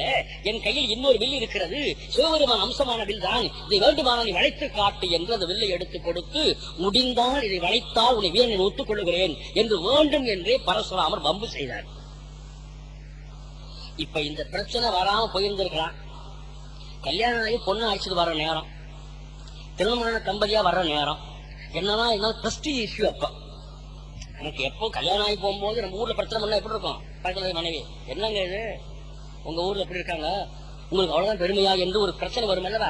அத ராமபெருமானுக்கு உள்ளுக்குள்ள ரொம்ப வருத்தம் நடக்கிறது என்று சொல்லி தசரத மகா சக்கரவர்த்தி பரசுராமனுடைய திருடியை போய் விழுந்து வணங்கி, பெருமானே பெருமானே, நீங்கள் பெரிய தரிசி அல்லவா, அதனால் என்னுடைய மகனை அழைத்துக் கொண்டு போகிறேன், மருமகளை அழைச்சிட்டு போகிறேன், தயவு செய்து எல்லாரும் வாழ்த்து அனுப்புங்கள், பிரச்சனை செய்ய வேண்டாம் சுவாமிஜி என்று பரசுராமன் திருடியை விழுந்து வணங்கி எழுந்து நின்ற தசரதர் ராமபெருமான் பார்த்தார். அப்பா இங்க வாங்க என்று அழைத்து உட்கார வைத்து விட்டு, இப்ப என்ன வேண்டும் உங்களுக்கு என்று கேட்டார். அப்படி கம்பீரம் இருக்கணும்னா, ஒரு ஆண்மகன்னா கம்பீரம் இருக்கணும். உங்களுக்கு என்ன வேண்டும்? சீதா பிராட்டி எப்படி இருக்கும்?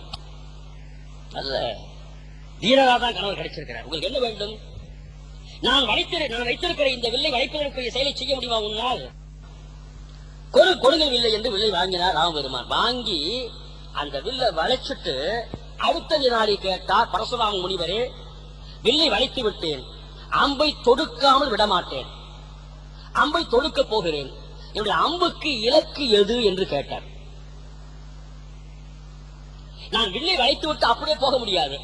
ஒரு வீரனுக்கு வில்லை வளைத்து விட்டால் ஒரு அம்பை தொடுத்துத்தான் ஆக வேண்டும்.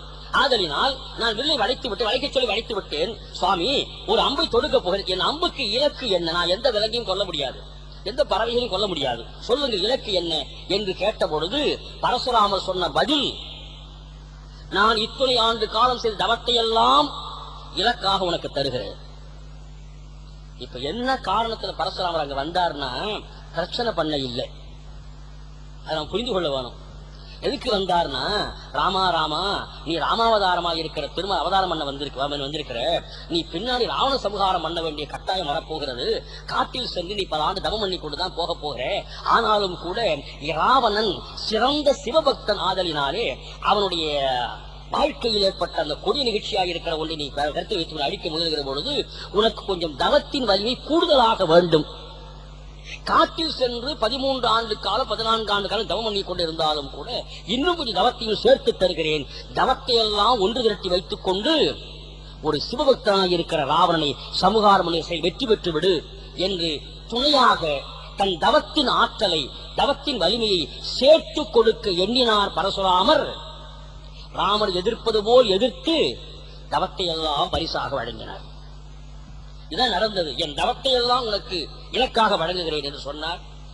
இன்னொரு முக்கியமான விஷயம், பரசுராமனுடைய அருள் வரலாற்றிலேயே தன்னுடைய வாழ்க்கையின் குறிக்கோளாக இருக்கிற சத்திரியருக்கு நாம் படம் சொல்லி தரதில்லை என்று முடிவெடுத்திருந்தார். உங்களுக்கு தெரியும் வரலாறு. அந்த நிகழ்ச்சி இதுல அவர் நினைக்கிறார், சத்திரியனுக்கு நான் அருள் செய்கிறேன் என்று சொல்லிவிட்டு அந்த பரசுராம படலமாக இருக்கிற ஒன்று நிறைவு பெற ராமன் முதலாக இருக்கிற 60 பேரும் புறப்பட்டு சென்று 4 பிள்ளைகள், 4 மருமகள்கள், தசரத மகா சக்கரவர்த்தி, 3 தேவியர்கள், வசிஷ்டா இருக்கிற குலகுரு எல்லோரும் சென்று அமைதியாக கோசல நாட்டிலே வாழ்ந்து கொண்டிருக்கிற காலத்தில் தான் பாலகாண்டம் நிறைவுற்று அயோத்தியா காண்டம் தொடங்குகிறது. அயோத்தியா காண்டத்திலே ஒரு முக்கியமான ஒரு பாடல் முதல் பாடலேயே ராமாவதாரம் முழுக்க சொல்லுகிற அருமையான பாட்டு, வானின்று இழிந்து வரம்பு இகழ்ந்து மாபூதத்தில் வைப்பு எங்கும் ஊனும் உயிரும் உணர்வும் போல் உள்ளும் புறமும் உளன் என்ப கூணும் சிறிய கோல் தாயும் கொடுமை இழைப்ப கோல் துறந்து காணும் கடலும் கடந்து இமையோர் இடுக்கன் காத்த கடல் வேந்தே என்று ஒரு பாட்ட கம்பநாட்டு ஆழ்வார் ராமாயண கதையை முடித்து விட்டார். வருகிறாய், கூனியாயிருக்க அவள் தூண்ட, கையிலே இருக்கிற ஒரு சிற்றனை அதை ஏவலாக செய்துவிட, நீ கான் கடந்து கடல் கடந்து சென்று ஒரு தர்மத்தை நிலைநாட்ட அதர்மத்தை வீழ்த்தி மீண்டு வந்து ஆட்சியில் அமர்ந்து விட்டாய் என்று ராமாயண கதையே சொல்லி அப்படி செய்த கடல் வேந்தனே என்று ஒரு கடல் வார்த்தை சொல்லி முடித்தார் அயோத்தியா காண்டத்தில். அயோத்தியா காண்டம் வருகிறது. அதிலே ஒரு நாள் தசரத மகா சக்கரவர்த்தி கண்ணாடி முன்னே நிற்கிறார். காது ஓரமா ஒரு நரைமுடி தலை செய்துகிட்டு இருக்கிற பொழுது திடீரென்று அவருக்கு ஒரு யோசனை வந்தது. என் காது ஓரமான ஒரு நரைமுடி இருக்கிறது, அதனால் எனக்கு வயதாகி போய்விட்டது என்று தெரிகிறது. எப்படி இருக்கு பாருங்க, வயதாகி போனது என்று உடல் சொல்லல, உடல் அவ்வளவு கம்பீரமா இருக்கிறது. காது ஓரமாக ஏற்பட்ட நரைமுடியினாலே எனக்கு வயதாகி போய்விட்டது என்று தெரிகிறது, அதனால் நான் ஒரு முடிவெடுக்கிறேன். இப்போ ஒரு முக்கியமான விஷயம் சொல்ல போறேன் பாருங்க.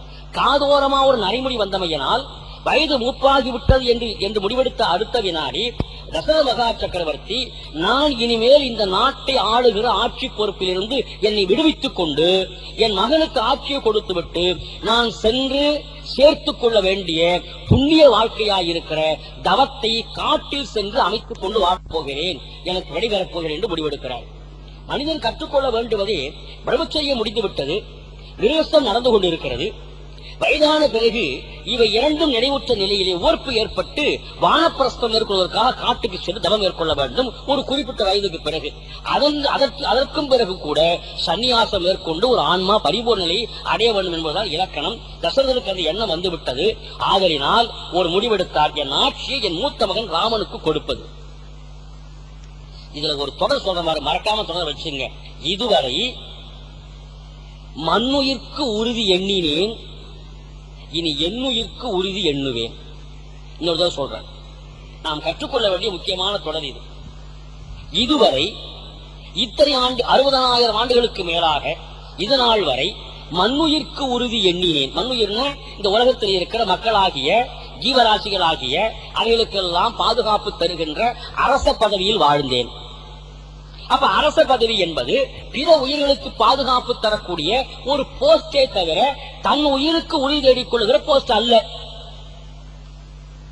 இதிலிருந்து ஒன்று தெரிய வேண்டும், அரசியலை விட்டு விடுபட்டாதான் ஞானம் வரும். ஏனென்றால் மக்களுக்கு பாதுகாப்பு தருகிற பதவியை தவிர தன் உயிருக்கு பாதுகாப்பு தேடிக் கொள்ளுகிற தனிமை தவம் அல்ல. அது எண்ணினார் தசரதர். இதுவரை மண்ணுயிர்க்கு உறுதி எண்ணினேன், இனி எண்ணுயிர்க்கு உறுதி எண்ணுவேன். போதும்பா, நான் வாழ்ந்தது அரச பதவியில் வாழ்ந்து நான் முடித்து விட்டேன். இனிமேல் நான் காட்டுக்கு சென்று என் ஆத்மாவுக்கு நான் உறுதி தேடிக்கொள்ள, என் ஆத்மா இந்த மனித உடலை தாங்கி வந்த இந்த வாழ்க்கைக்கினுடைய முடிவாகிய தவத்தின் பயனை பெறுவதற்காக நான் காட்டுக்கு போக போகிறேன் என்று முடிவெடுத்தார் தசரத மகா சக்கரவர்த்தி. மூத்த மகனாக ராமனுக்கு ஆட்சி கொடுப்பது என்று முடிவெடுக்கிறார். ஆனால் மனசுல வச்சுக்கிட்டார், சொல்லல. சபையினரை கூட்டினார், இந்த செய்தியை சொல்கிறார், என் ஆட்சி விட்டு வெளியேறலாம் என்று கருதுகிறேன், எனக்கு வயதாகி போய்விட்டது, அதை என்னுடைய மகனாக இருக்கிற மூத்தவர்கள் ஆட்சி விடலாம் என்று நான் கருதுகிறேன். இது பற்றி உங்கள் கருத்து என்ன, அபிப்பிராயம் என்ன, எதுவாக இருந்தாலும் சொல்லலாம் என்று தசரதர் மன்னர் ஆட்சி காலத்தில் தன் மகனுக்கு முடிசூட்டிக் கொள்ள அந்த இருக்கிற நிகழ்ச்சியை மக்கள் மத்தியிலே முடிவுக்கு விட்டார். இதிலிருந்து என்ன தெரியுதுன்னா, பாரத நாடு மன்னர் ஆட்சி காலத்திலேயே மக்களாட்சி தத்துவத்திற்கு அடிகோல் வித்திட்டது ராமாயணம் தான். உங்க அபிப்பிராயம் சொல்லுங்கள் என்று சொன்னார். இப்ப நம்ம என்ன சொல்லலாம்? அந்த அவையில் இருக்கிறவங்க எல்லாம் எழுந்து, உங்கள் மகனாக இருக்கிற ராமனுக்கு எப்ப முடிசூட்ட போகிறீர்கள்? நாளை காலையிலா? ரொம்ப மகிழ்ச்சி, விரைவா செய்யுங்கள் என்று சொன்னால் என்ன பிரச்சனை வரும்? தசரதன் ஆட்சி பிடிக்கலன்னு ஆயிடும். நல்ல வேளை நாளையிலிருந்து நீங்க ஆட்சியில இல்ல நினைக்கிற மாதிரி ஆயிடும். நாளைக்கு உங்கள் மகன் ஆட்சிக்கு வரப்போகிறானா? ஆமாம். அவ்வளவு சீக்கிரம் ஏன் முடிவெடுத்து விட்டீர்கள்? நீங்கள் தொடர்ந்து ஆட்சியில் இருக்கக்கூடாதா? எதற்காக உங்க மகனை சீக்கிரம் ஆட்சியில் உட்கார வைக்கிறீர்கள் என்று கேட்டால் மகன் ஆட்சி பிடிக்கலன்னு ஆயிடும். இப்ப அந்த பொதுமக்களும் அமைச்சர்களும் படைத்தலைவர்களும் மற்ற என்ன சொல்லுவது? தசரதன் எடுத்த முடிவு சரிதான்னு சொன்னா எது சொன்னாலும் பிரச்சனைப்படும் போல் இருக்கு. இந்த மாதிரி ஒரு சிக்கல் வந்து விட்டது. அவர்கள் எழுந்து சொல்லுகிறார்கள் என்று சொல்ல வந்த கம்பன் அவர்கள் நிலை எப்படி இருந்தது என்று சொன்னால், நீ எடுத்த முடிவு சரிதான் என்று சொன்னால் தசரதனுக்கு அவமானம், ராமன் ஆட்சி வர வேண்டாம் என்று சொன்னா ராமனுக்கு அவமானம். என்ன பண்ணுவது? ரொம்ப அழகா கம்பர் இந்த முடிச்சு ஒரு விடுதலை சொன்னார் பாருங்க. அது எது போல இருந்தாலும் அவங்க நிலைமை, இரண்டு கண்டினுக்கு இறங்கும் போர் ஆ என இருந்தார்கள். என்ன இரண்டு கண்டினுக்கு என்று கேட்டால், ஒரு தாய்ப்பசு இருக்கிறது, அதுக்கு இரண்டு கன்றுகள், ஒரு சமகால வயசுடைய கன்றுகள். இரண்டு கன்றுகளையும் ஒரு ஓரமாக கட்டி போட்டிருந்தார்கள். முதலில் ஒரு கன்றை தும்பு திரித்து விட்டால் அந்த கன்று ஓடி வந்து தாய்ப்பசு வடிவிலே பால் குடித்தது. வாயின் நுரைக்க அந்த பால் குடிக்கிறது அந்த கன்று. அவசர அவசரமாக அந்த ஊர் மக்கள் பிடித்து இழுத்து கட்டுகிறார்கள். தன் அடியிலே பால் குடித்துக் கொண்டு அந்த கன்றாய் இருக்கிற ஒன்றை பிடித்து இழுத்துக் கொண்டு போகிறார்கள் என்ற காட்சியை பார்த்த அந்த தாய்ப்பசு உள்ளுக்குள்ளே வருந்தியது. என் அடியில் இருக்கிற பாலை என் கன்று உண்ணக்கூடாதா, ஏன் எடுக்கல் என்று சொல்லி உள்ளே வருந்தியதாம். வேறு வழி சொல்ல முடியவில்லை. கொஞ்ச நேரம் கழித்து அடுத்த கன்றை தும்பு திரித்து விட்டால் அந்த கன்று சொல்லி குதித்துக் கொண்டு ஓடி வந்தது. தாய்ப்பசு பார்த்தது, நல்ல வேளையாக இன்னொரு கண்டு வருகிறது என்று மகிழ்ந்தது. இப்ப அந்த தாய்ப்பசு தன் அடியில் பாலறிந்து கொண்டிருந்த முதல் கன்றை பிடித்து இழுத்ததை பார்த்து வருந்தியும், ஓடி வருகிற கன்றை பார்த்து மகிழ்ந்தும், ஒரு நேரத்திலேயே மகிழ்ச்சியும் வருத்தமும் சேர்ந்து அனுபவித்துக் கொண்ட தாய்ப்பசுவை போல அந்த நாட்டு மக்கள் தசரதன் ஆட்சி இழக்கிறான் என்பது வருத்தமும், ராம ஆட்சி வரான் என்பதில் விருப்பமும் கொண்டு மகிழ்ச்சியும் வருத்தம் கொண்டு இருந்தார்கள் என்று கம்பன் பேசினான். இரண்டு கண்டினுக்கு இறங்கும் ஓர் ஆ என இருந்தார்கள். இது நிகழ்ச்சி. உடனே எல்லோருக்கும் மகிழ்ச்சி. நான் எப்ப முடிசூட்டலாம் என்று சொன்னார். நாளைக்கு முடிசூட்டி விடலாம் என்று எல்லோரும் முடிவெடுத்தார்கள். நாளைக்கு முடிசூடுவது என்பது அன்றைக்கு ஏற்பட்ட முடிவு. ஆனா என்ன ஆச்சு தெரியுமோ? கொடுக்கிறவர் தசரதர் ஒத்துக்கொண்டார், ஊர் மக்கள் ஒத்துக்கொண்டார்கள், அனைத்து படைத்தலைவர்களும் ஒத்துக்கொண்டார்கள், அனைத்து அமைச்சர்களும் ஒத்துக்கொண்டார்கள். கோச நாட்டில் இருக்கிற அத்தனை ஜீவராசிகளும் மகிழ்ச்சிப்பட்டன, ஒரு ஜீவனை தவிர. அப்படியானால் நாளை காலை ராமனுக்கு முடிசூட்டு என்று முடிவெடுத்து விட்டு சுமந்திரனை அனுப்பி ராமனை அழைத்து வர சொன்னார். ராமன் வருகிறார். ராமன் வந்த உடனே தசரத மகாராஜா அவருடைய நெஞ்சு உடம்பு தழுவ புள்ளினாராம். கம்மன் அவசர அவசரமா எழுதினார். எதுக்கு தழுவ புள்ளினார் என்று சொன்னால், இதுவரை என் இந்த தோழினால் இந்த புஜ பராக்கிரமத்தால் இந்த உலகத்தை சுமந்து கொண்டிருந்தேன். இனிமேல் இந்த உலகம் சுமக்கிற பாக்கியம் இந்த தோளுக்கு கிடைக்க போகிறது. இந்த தோல் சுமந்த அந்த உலகத்தை இந்த புஜம் சுமக்க முடியுமா என்று ஒரு முறை அளந்து பார்ப்பது போல் தடுவினான் என்று எழுதினார் கம்பநாட்டாள். ராமா, உனக்கு நாளிலிருந்து ஆட்சி, நீதான் மன்னனாக போகிறாய் என்ற வார்த்தை சொல்லி முடித்தார் தசரதர். உடனே ராமர் மகிழ்ந்தாரா வருந்தினாரா என்று கேட்டால், மகிழவும் இல்ல வருந்தவும் இல்லைன்னார் கம்பர். அது எப்படி சார் மகிழவும் இல்ல வருத்தம் இல்லாம இருக்க முடியுமான்னா, அது ஒரு முக்கியமான கலை. எந்த ஒரு நிகழ்ச்சியை கொண்டு அதிகமாக மகிழாமலும் இருந்தால் அதிகமாக வருத்தப்பட வேண்டிய அவசியம் பின்னாடி வராது. நீங்க ஒரு துன்பம் வருகிற பொழுது வருத்தப்படாமல் இருக்க வேண்டுமானால், மகிழ்ச்சி வரும்போது மகிழ்ச்சிப்படாமல் இருங்க. இன்பத்துள் இன்பம் விளையான், துன்பத்துள் துன்பம் ஊடுதல் இளன் என்று பேசினார் திருவள்ளுவர். இப்ப தசரதர் சொல்ற ஆட்சி உனக்குன்னு. ராமர் குதூகலம் அடைந்தாரா? இல்ல. வருந்தினாரா? இல்ல. என்ன நினைத்தாராம்? கடன் இது என்று உணர்ந்தார். கம்பர் வார்த்தை. தாதை அப்பரி சுவரை செய்ய தாமரை கண்ணன் காதல் உற்றிலன் இகழ்ந்திலன். காதல் உற்றில் என்றால் மகிழ்ச்சி அடையவில்லை, இகழ்ந்திலன் அருந்தவில்லை. கடன் இது என்று உணர்ந்தான். யாது கொற்றவன் ஏறியது அது செயல் என்றோ நீதி எற்கு என்றும் அப்படி தலை நின்றான். இது கமநாட்டாவோட பாட்டு. இது பாட்டை சொல்லி இந்த உரையை பூர்த்தி பண்றேன். காதல் ஊற்றில் மகிழ்ச்சி அடையல, இகழ்ந்தது வருத்தப்படவில்லை, ஏனாம் மறுக்கவில்லை. ஏன்னா கடன் இதுன்னு என்ன காரணம்னா, கடன் என்ற சொல்லுக்கு என்ன பொருள் என்றால், பண்டைய காலத்துல கடமைன்னு அர்த்தம். இப்ப கடன்னா லோன் அர்த்தம். எங்க ஊர்ல ஒருத்தர் சொல்றாரு, என்னப்பா ரொம்ப கஷ்டப்படுறிய, உனக்கு நான் ஏதாவது கடனை வாங்கி தட்டுமான்னு கேட்டேன். கடன் வேண்டாம், வேணா லோன் வேணா வாங்கி கொடுங்கன்னாரு. என்ன நினைக்கிறான்னா, கடன்னா திரும்பி கட்டணும், லோன்னா திரும்பி கட்ட வேண்டிய ஆட்சி வரப்போறேன்னு சொல்லுகிறீர்கள். ஆனால் இந்த இரவு முழுக்க ஒரு பெரிய சூழ்ச்சி நடைபெறப் போகிறது. நாளை காலையிலே இந்த ஆட்சி என்னை விட்டு கைமீறி போய்விடப் போகிறது. அப்படியானால் தந்தையாக இருக்கிற நீங்கள் கொடுத்த ஆட்சி நாளை காலை இடமும் கழிக்கப்படும் என்றால், இன்று இரவு பொழுது மட்டும் என் கையில் ஒப்படைக்கப்பட்டு மீண்டும் வாங்கும் பொருள் கடனாக வந்த பொருளாகத்தான் நான் கருதுகிறேன் என்று ராமர் உணர்ந்தார் என்று கியன் வேணும்னே ஒரு நயம் சொன்னார். கடன் இது என்று உணர்ந்தான் என்று பாட்டு. யாது கொற்றவன் ஏறியது, அரசர் என்ன சொல்லி அதை கேட்பதனுடைய சித்தம் என்று முடிவெடுத்தார் ராமபெருமான்.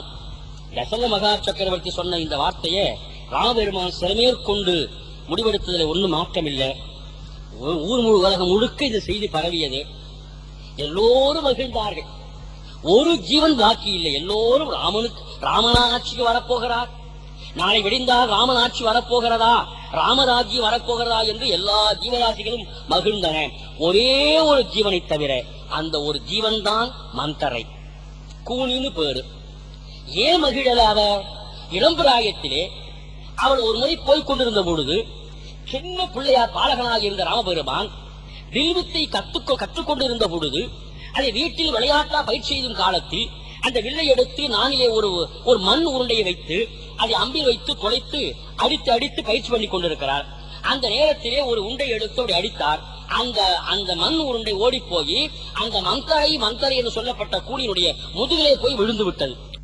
ராமராஜ்யம் வரப்போகிறதா என்று எல்லா ஜீவராசிகளும் மகிழ்ந்தன. ஒரே ஒரு ஜீவனை தவிர அந்த ஒரு ஜீவன் தான் மந்தரை, கூனின்னு பேரு. ஏன் மகிழலாத?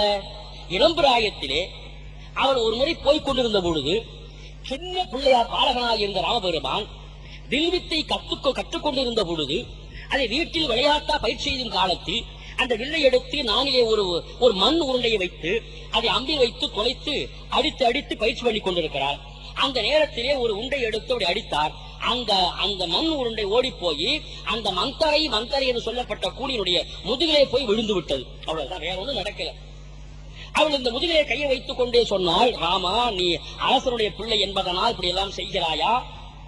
என்னை வேண்டும் என்று அவமானப்படுத்துகிறாயா? என் முதுகு கூடலாக இருக்கிறதற்காக சுட்டி காட்டி கேவலப்படுத்துகிறாயா? ராமா, இதற்கு நீ பின்னிய பதில் சந்திப்பாய் சொல்லிட்டு போன. என்ன தெரியுதுன்னா, இவர் மறந்துட்டாராத, அவன் மறக்கல. சில நேரங்களில் நம்ம சின்ன பிள்ளையா இருக்கிற காலத்துல எப்பொழுதாவது யாரையாவது ஒருத்தரை தேவையில்லாம நமக்கு தெரியாமலேயே அறியா பருவத்துல வேணும்னு நினைக்காம ஒரு பகைய நாம செய்துடுவோம். ஆனா அது நமக்கு மறந்துடும். ஆனா அவர்கள் மறக்காமலே இருந்து தக்க நேரத்தில் அவன் சொரூபத்தை காட்டி பழி தீர்த்து விடுவார்கள் என்பதுதான் ராமாயணத்தின் முன்னோட்டம். அதனாலதான் சொல்லுகிறேன், யாரையும் பகையா கருதாதீர்கள், யாரையுமே எதிரியாக கருதாதீர்கள். அவன் கிடக்கிறான் என்று நீங்கள் கேவலமாக கருதி விடாதீர்கள். அவங்ககிட்டயும் ஒரு சின்ன விஷயம் இருக்கும். மேல்மருவத்தூர் ஆதிபராசக்தி கோயில் கர்ப்பகிரகத்தில் ஒரு வரி எழுதியிருக்கிறார்கள். உலகத்தில் இருக்கிற அத்தனை பேருக்கும் தொண்டு செய்ய புறப்படும் என் மகனே, நீ புறப்பட்டு போகிற பொழுது எல்லோரையும் அரவணைத்து செல்ல கற்றுக்கொள். சமூகத்தில் அவர் யார் இவர் யார் என்று யாரையும் ஏளனமாக கருதிவிடாதே. அவன் கடக்கிறான், செல்லா காசு என்று கருதாதே. செல்லா காசிலும் செம்பு உண்டு மகனே. செல்லா காசு என்று, செல்லா காசு ஒரு செம்பு தானே, அது ஒரு உலோகம் தானே. அதனாலே அந்த கூனி என்று சொல்லப்பட்ட அவள் உடலும் குணம் உள்ளமும் குணம் உடையவளாக இருந்து அவள் எடுத்தாள் முடிவு, இந்த ஆட்சி வருகிறதா பார்க்கிறேன் என்று. ஒன்றே ஒன்று, உலகத்தில் இருக்கிற அத்தனை ஜீவன்களும் ஒத்துக்கொண்ட ஒரு நிகழ்ச்சியை ஒரு ஜீவனால் தடுக்க முடியும் என்றால் யாருக்கு யார் எப்பொழுது பகையாக மாறுவார்கள், அவருடைய சிறு பகையின் விளைவு கூட ஒரு பெரும் பகையாக பூதாகரமாக அது நிகழ்ந்து ஒரு பெரிய ஆட்சியையே தடுத்துவிடும் என்ற அதிபயங்கரமான ஒரு விஷயத்தை தான் ராமாயண தொடக்கத்தில் இது காட்டப் போகிறது. நாம் நாளைக்கு அதை சந்திக்க போகிறோம். மந்தரை எப்படியெல்லாம் கைகையின் மனத்தை மாற்றப் போகிறாள். இன்னை தலைப்பது மனம் தெரிந்த மான்வரசி, இது இன்னைய தலைப்பு. ஆனா மனம் தெரிந்த மான்வரசியை நாம் ஞாயிற்றுக்கிழமை சிந்திக்கூடாது என்று இறைவன் திருவுள்ளம்.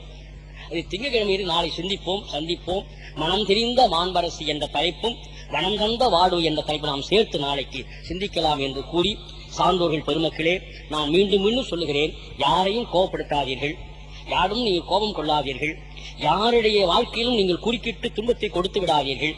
அறிந்தோ அறியாமலோ செய்கிற சிறு பகை கூட பெரிய பகையாக அது வித்திட்டு விருட்சமாக வளர்ந்துவிடும், அதன் வாழ்க்கையில் பெரிய பிரச்சனையாக மாறிவிடும் என்பதனால் யார் மனதையும் புண்படுத்தாமல், யார் மனதையும் நோகச் செய்யாமல் வாழ்வாங்க வாழ்கிற வாழ்க்கையை கற்றுக்கொள்ளுங்கள்.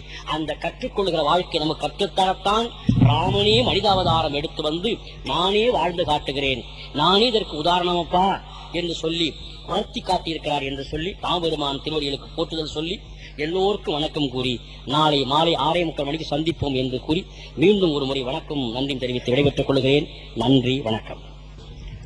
கம்பராமாயணத்தின் தொடர் விரிவுரை நிகழ்ச்சியில் 3ஆம் நாளாகிய இன்று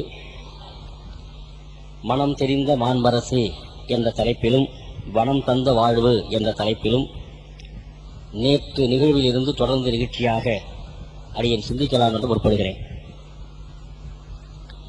நேற்றைய நாளிலே எல்லாமே இறைவன் திருவருள் தான். அந்த நிலையில் ராமாயணம் தொடங்கிய நாளிலேயே ஒரு அற்புதமாக மழை பொழிந்து, எப்பொழுதும் நான் உங்களுக்கு துணை பக்கபலமாக இருக்கிறேன் என்று வாணிந்து வழங்கி உலகம் வழங்கி வருகிற காரணத்தினாலே தான் அமிழ்தம் என்று உணரப்பாற்று என்று வள்ளுவ பேராசான் சொன்ன வகையிலே நம்மை ஆசீர்வதித்திருக்கிறார். இந்த ராமாயண தொடர் விரிவுரையில் நாம் நேற்று நிறைவு நிலையாக சிந்தித்தது ராமபெருமானுக்கு முதற்கொண்டு ஆட்சியை தருவது என்று தசரத மகா சக்கரவர்த்தி முடிவெடுத்தார். எல்லோரும் மகிழ்ந்து ஏற்றுக்கொண்டார்கள், ஒரு ஜீவனை தவிர. அந்த ஒரு ஜீவன் தான் மந்தரை. கூனி என்று சொல்லுவார்கள். உடல் குணமாக இருப்பவள், உள்ளமும் குணமாக இருப்பவள். அதற்கு முக்கியமான காரணம் என்னவென்றால், மந்தரை கோசல நாட்டு பிரஜை இல்லை. அவள் கேகய நாட்டிலிருந்து வந்தவள். எப்பொழுதுமே சுதேசி பற்று என்பது வேறு, பிற நாட்டில் வந்தவர்களுக்கு இருக்கிற நியாயமான அழுந்த பற்று என்பது வேறு. நாம் அதை கண்ணார கண்டு கொண்டிருக்கிறோம். அந்த வகையிலே மந்தரைக்கு நம்முடைய ராமபெருமானுக்கு முடிசூட்டப்படுகிற நிகழ்ச்சியிலே மனப்பூர்வமான உடந்தை இல்லை.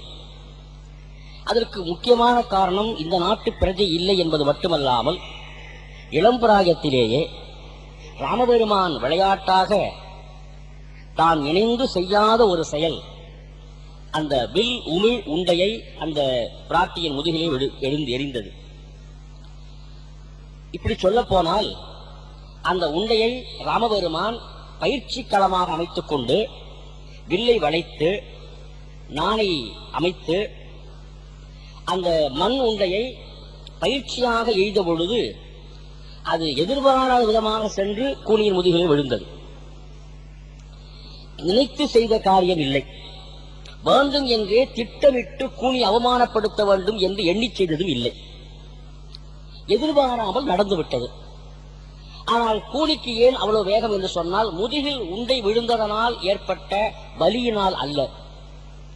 முன்னமேயே முதுகு கூணலாக இருக்கிற காரணத்தால் அந்த கூணலான முதுகினை இவன் வேண்டும் என்றே குறிவைத்து எய்து என்னை அவமானப்படுத்துகிறான் என்று உடல் ஊனம் இந்த தாழ்வு மனப்பான்மைக்கு காரணமாக அமைந்துவிட்டது.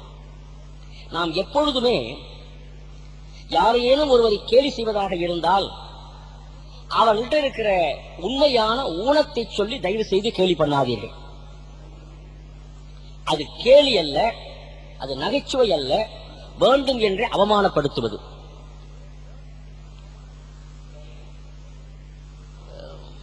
விழுப்புரத்தில் இருந்து புகைவண்டி வந்து கொண்டிருக்கிறது.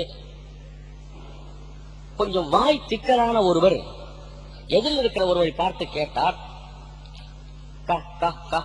கடலூர் எப்ப வரும்னு கேட்டார்.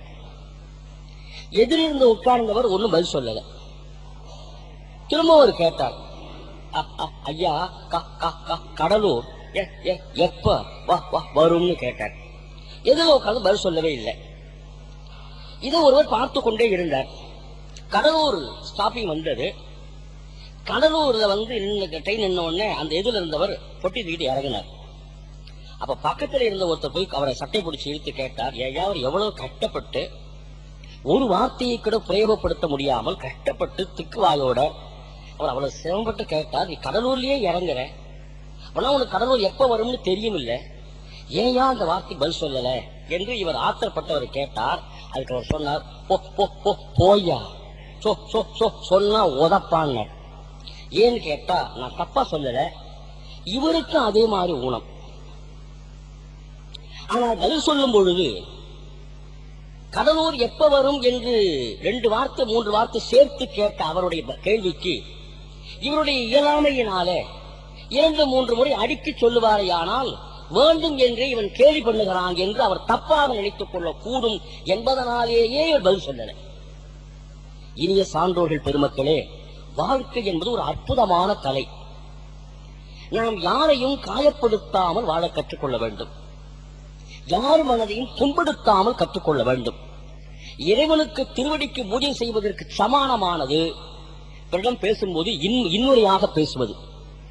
திருமந்திரத்திலே 4 வரி பாடலிலே யாவர்க்குமாம் இறைவர்க்கு ஒரு பச்சிலை முதல் வரி, 4வது வரி யாவர்க்குமாம் பிறர்க்கு இன்னுரை தானே. சமமான வரிகளில் சமமான கருத்து வெளிப்பாட்டில் இறைவன் திருவடிக்கு நாம் அணிவிக்கின்ற பச்சிலைக்கு சமானமானது யார் மனத்தையும் புண்படுத்தாமல் பேசுகிற பேச்சுக்கலை என்று திருமந்திரம் சொல்லியிருக்கிறார் என்று சொன்னால், பேசும் பொழுது நாம் ஒருவோடு பழகுகிற பொழுது அவருடைய இயலாமையை உணர்ந்து கொண்டு, உடல் ஊனத்தை உணர்ந்து கொண்டு, இன்னையும் காயப்படுத்தாமல் நான் அப்படி நினைச்சு பேசல, ஆனா அவர் நினைச்சுக்கிட்டார் அவரு என்று சொன்னால் கூட குற்றம்தான். தெரிந்து செய்தாலும் தெரியாமல் செய்தாலும் பாவம் பாவம்தான். ஒரு உதாரணம் சொல்லுகிறேன். தெரிந்து தொட்டாலும் தெரியாமல் தொட்டாலும் நெருப்பு சுடும். சைவ சித்தாந்தத்திலே புத்திபூர்வ புண்ணியம் அபுத்திபூர்வ புண்ணியம்னு 2. புத்திபூர்வ புண்ணியம்னா நினைச்சு செய்கிற புண்ணியம். அபுத்திபூர்வ புண்ணியம் என்று சொன்னால் நினைந்தோ நினையாமலோ நாம் ஒரு செயல் செய்கிற பொழுது புண்ணியமாக அமைந்து விடுதல். பாவம் அதே போலத்தான் புத்திபூர்வ பாவம் அபுத்திபூர்வ பாவம் என்று அமைந்துவிடும். நான் அப்படி நினைக்கல, நான் அப்படி நினைச்சு செய்யல இந்த செயலை என்று சொன்னாலும் கூட அதை பெற்றவர்கள் எந்த வகையில் ஊனமடைந்து விடுகிறார்களோ, எந்த வகையில் மனத்தில் காயப்பட்டு விடுகிறார்களோ அதன் விளைவு நமக்கு பாவம் வந்து சேரும். ரொம்ப ஜாக்கிரதையாக நாம் வாழ வேண்டும். ராமபெருமான் எவ்வளவு பெரிய அவதார புருஷர், நம்ம எல்லாம் நெறிப்படுத்த வந்த தெய்வம். ஆனா அந்த தெய்வம் செய்த செயல், இளமையில் செய்த செயல், பாவப்பருவத்திலே செய்த செயல், அவர் வேண்டும் என்றே செய்யாமல் செய்த செயல் ஒரு ஜீவனை காயப்படுத்தியதனால் ஒரு மிகப்பெரிய மாற்றம், மிகப்பெரிய ஏற்றத்தில் ஒரு இரக்கம் ராமனுக்கே வந்துவிட்டது என்பதனால்தான் அன்பு கூர்ந்து சான்றோர்கள் பெருமக்களே, நாம் எப்படி பார்த்தாலும் ஜாக்கிரதையாக இருக்க வேண்டும் என்று நான் தெரிவித்துக் கொள்கிறேன். இதுல ராமபெருமான் எய்த அந்த உண்டை இருக்கிறதே, அது வேண்டும் என்று எரிந்தது இல்லை, நினைச்சு திட்டமிட்டு செய்தது இல்லை, எதிர்பாராமல் எய்ததுதான். அது எப்படி சொல்லுகிறார் கம்பநாட்டாழ்வார் கம்பராமாயணத்தில்? வில் எரிந்த உண்டை, வில் அடித்த உண்டை, வில்லால் எய்த உண்டை என்றெல்லாம் சொல்லாமல் வில் உமிழ் உண்டை என்று எழுதினார். அருமையான தொடர். அது பாட்டை பார்த்தீங்கன்னா உங்களுக்கு தெரியும். அந்த ராமபெருமான் அந்த அந்த உண்டை எய்த பொழுது, பண்டைய நாள் ராகவன் பாணி வில் உமிழ் உண்டை உண்டதனை தன் உள்ளத்து உள்ளுவாள். அந்த வில் உமிழ் உண்டை என்பதில் என்ன தெரியுதுன்னா, உமிழ்னா தானா நடந்து போச்சு. சும்மா வில்லில் அந்த உண்டையை வச்சிருக்கிறார், அது எய்து விட்டது. இவர் செய்தது இல்லை, இவர் திட்டமிட்டு குறிவைத்து தாக்கியது இல்லை. ஆனாலும் கூட அது ஒரு ஜீவனை பாதித்து விட்டது. அது சில ஆண்டுகள் கழிந்து இவருக்கு ஒரு மாபெரும் பதவி கிடைக்கும் காலத்தில் ஒரு பெரிய பாதிப்பை உண்டு பண்ணுவதற்கு அது காரணமாக அமைந்து விட்டது என்று சொன்னால், புத்திபூர்வமாக இருந்தாலும் அபுத்திபூர்வமாக இருந்தாலும் நம்முடைய பாவம் கணக்கில் சேர்க்கப்படும். அந்த கணக்கு ஒரு நாள் அறுவடை செய்யப்படும் என்ற வகையில்தான் ரொம்ப ஜாக்கிரதையாக நாம் இருக்க வேண்டும். இதையெல்லாம் கற்றுத் தருவதுதான் இதிகாசங்களும் புராணங்களும் நாம் புரிந்து கொள்ள வேண்டும். இந்த நிலையை நினைந்தால் நேர கைகை அரண்மனைக்கு போனாள். கைகேயி படுத்து சாய்ந்து உறங்கிக் கொண்டிருக்கிறாள். இங்கிருந்து சென்ற இந்த மந்தரையாய் இருக்கிற அந்த கூனி, ராமனுக்கு ஆட்சி, ராமனுக்கா நாளை காலை ஆட்சி, பார்த்து விடுகிறேன் என்று சொல்லிவிட்டு விரைவிரைந்து போனவள் கைகேயை போய் எழுப்புகிறாள். அவருடைய காலை தொட்டு எழுப்புகிறாள். எப்பொழுதுமே ஒன்று வைத்துக் கொள்ளுங்கள் என்றால், மந்தரை கைகேயோடு கேகய நாட்டிலிருந்து வந்தவள். கேகய மன்னன் தன் மகளாகிய கைகேயிக்கு துணைக்கு, பேச்சு துணைக்கு, வாழ்க்கை அவ்வப்போது செய்த செயல் துணைக்காக அனுப்பப்பட்ட ஒரு தோழி. அதனால இந்த நாட்டு மக்களுக்கு இருக்கிற இயல்பான பற்றவளுக்கு இல்லை. அது ஒரு காரணம். நாம சில பேரை குடியேற்றி விட்டு தான் அவசப்படுறோம். என்ன பண்றது? போனா போதுன்னு மன்னிச்சு விடுறோம், போனா போது என்று ஏற்றுக்கொள்கிறோம்.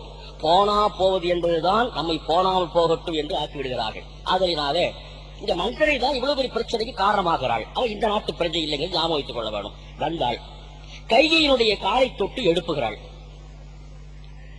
என்ன சொல்லி எழுப்புகிறாள்? உனக்கு மாபெரும் துன்பம் வந்து விட்டது, எப்படி நீ நிர்பலமாக எந்த விதமான சஞ்சலம் இல்லாமல் உறங்கிக் கொண்டிருக்கிறாய், எழுந்திடு, சீக்கிரம் எழு என்று எழுப்பினாள். கைகையினுடைய முகத்துல எந்த விதமான களங்கமும் இல்லை, சஞ்சலமும் இல்லை, வருத்தமும் இல்லை, அற்புதமான முகத்தோடு உறங்கிக் கொண்டிருக்கிறாள். ஏனென்றால் மந்தரை தொடுவதற்கு முன்னே வரை கைகேயி அற்புதமான மாண்புடைய அரசிதான், மகத்தான பெண்தான், ராமனுக்கு என்று வாய்த்த அற்புதமான செவிலித்தாய் தான், மாற்றமே இல்லை. அவள் தொடுகிறாள், தொட்டு எழுப்ப தொடங்கினால் அவள் எழுகிறாள் கைகேயி. அதை ரொம்ப அழகா கம்பன் எழுதினார். கூலி கைகையினுடைய கால்களை தொட்டு எழுப்புகிறாள் என்று சொல்ல வந்த கம்பன் தீண்டினாள் என்று எழுதினார். தொடுதல் என்ற சொல்லுக்கும், இடித்தல் என்ற சொல்லுக்கும், அயர்த்தல் என்ற சொல்லுக்கும், சார்ந்து நிற்றல் என்ற சொல்லுக்கும், தீண்டுதல் என்ற சொல்லுக்கும் வேறுபாடு உண்டு. தமிழ் மொழியில அந்தந்த செயலுக்கொப்ப அந்த செயலுடைய விளைவுக்கொப்ப சொல் மாற்றம் வரும். ஒலி எழுப்புகிற வகையிலேயே மனிதன் பேசுகிறான், நாய் குறைக்கிறது, சிங்கம் கர்ஜிக்கிறது, யானை பிளிருகிறது, குயில் கூவுகிறது, மயில் அகவுகிறது, காகம் கரைகிறது, எருமை கத்துகிறது. இவ்வளவும் ஒலி எழுப்புதல் தானே.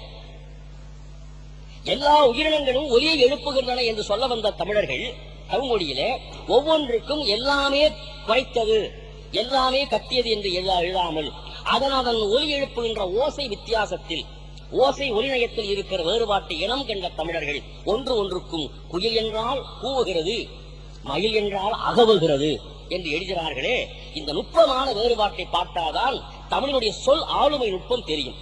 அதுபோன்று இங்கே கைகையை கூனி தொட்டாளா, இல்ல தீண்டினாள் என்று எழுதினான் கம்பன்.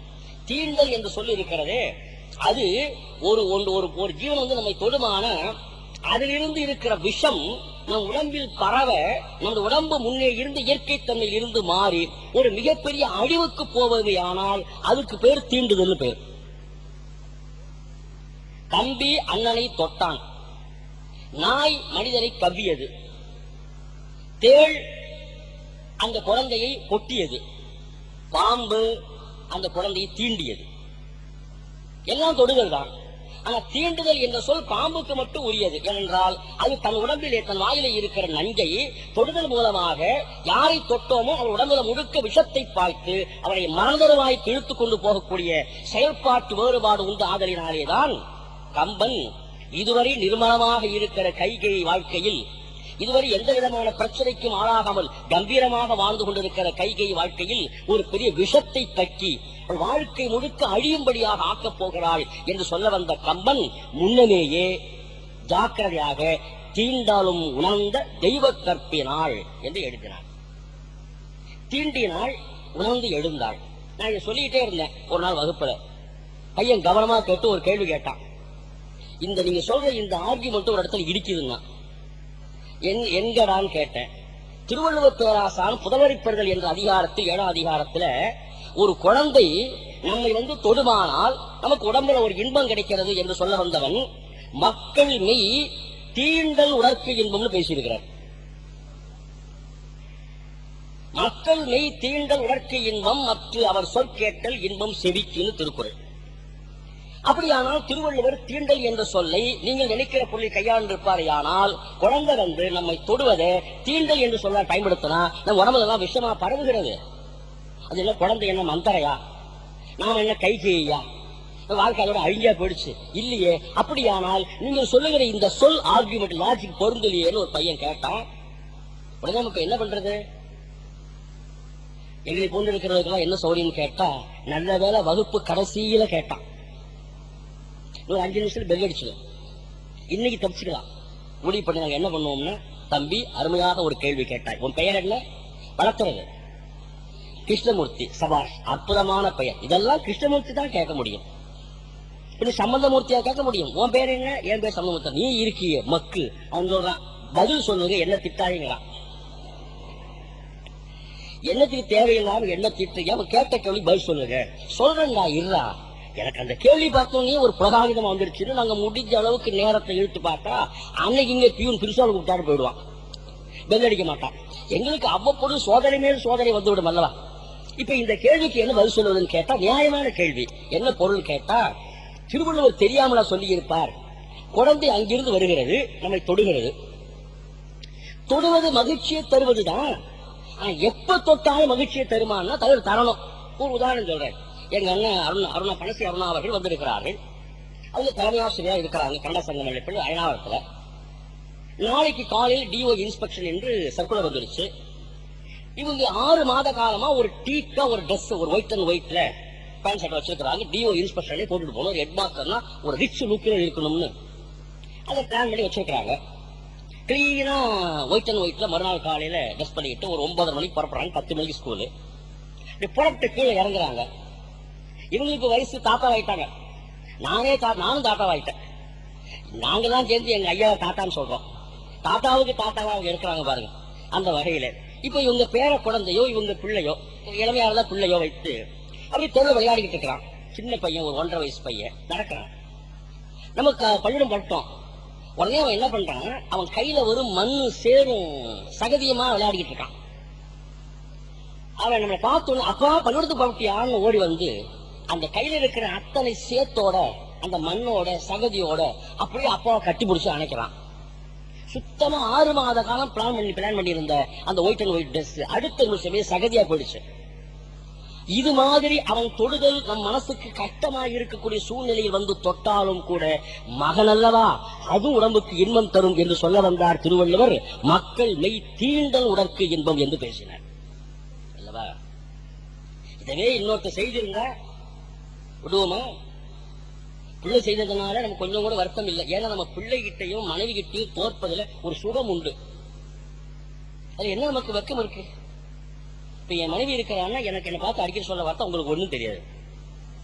இது ஏன் வெளிப்படையா சொல்லுங்க, இது எல்லா வீட்லயும் நடக்கிறதானே. இது யார் வீட்டுல மனைவிக்கு தன்னுடைய கண்ணன் பத்தி இவ்வளவு மரியாதை, இவ்வளவு அறிவு இருக்குன்னு ஒத்துக்கிறது?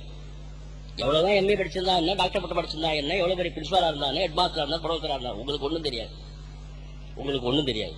சும்மா கிடக்கு, உங்களுக்கு ஒண்ணும் தெரியாது. நான் ஒரு நாள் கோமா கேட்டேன், எனக்கு ஒண்ணும் தெரியாம ஊருக்கு சொற்பொழி கூப்பிடுறாங்க கேட்டேன். உங்களுக்கு கூப்பிடுறவங்களுக்கு ஒண்ணும் தெரியாது. நாம இது கேட்டவங்க கோவம் வரலன்னா, பிள்ளைகள் கிட்டையும் பாசமுள்ள மனைவி கிட்டையும் தோற்பதில் ஒரு சுகம் உண்டே.